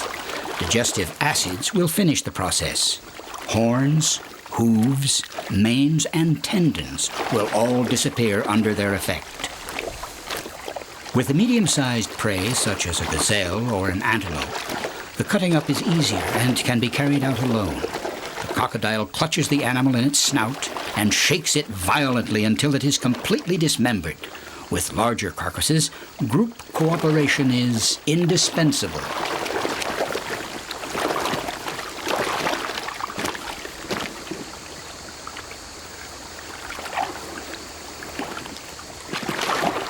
All parts of the body are used to carry out the dismemberment. Their legs are short but robust and are needed to keep equilibrium. The powerful tail allows the crocodile to multiply the force exerted on the prey.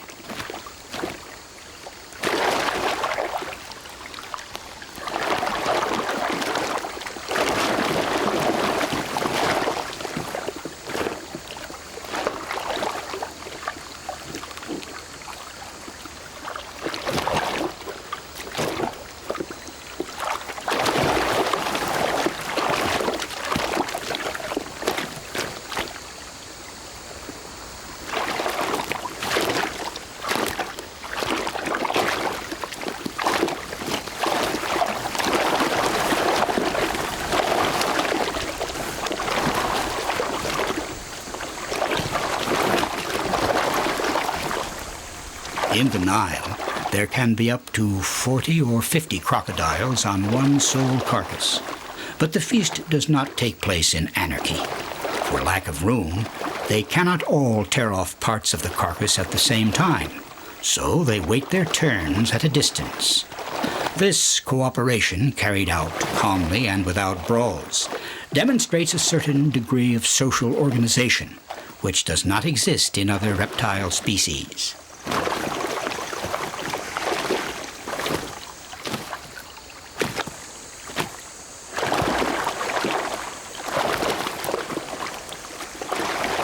It is mistakenly believed that the crocodile prefers spoiled meat to fresh meat. Its stomach being no larger than a basketball, it cannot ingurgitate large quantities of food at one sitting. Having eaten its fill, it is known for hiding pieces of meat under rocks or in caves as if it was hanging game. False. It is simply setting it aside for later. The quantities of protein absorbed during these feasts are stocked as fat within the tail and along the back.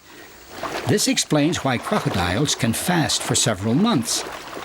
They only eat about 50 meals a year. A large crocodile of the Nile can even go 2 years without food.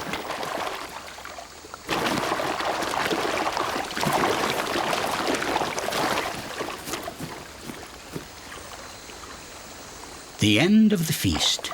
Within 2 hours, the buffalo was ripped to shreds like an ordinary rag doll. There is positively nothing left.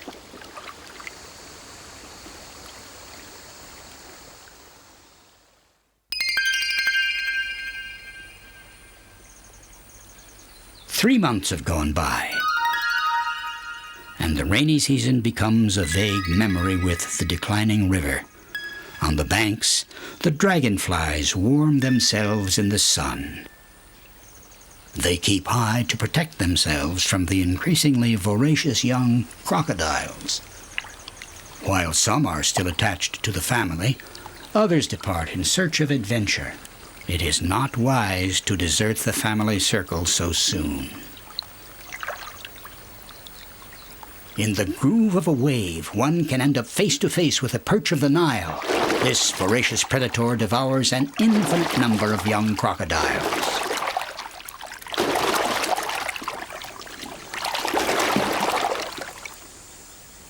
Several weeks later, it's time for an assessment.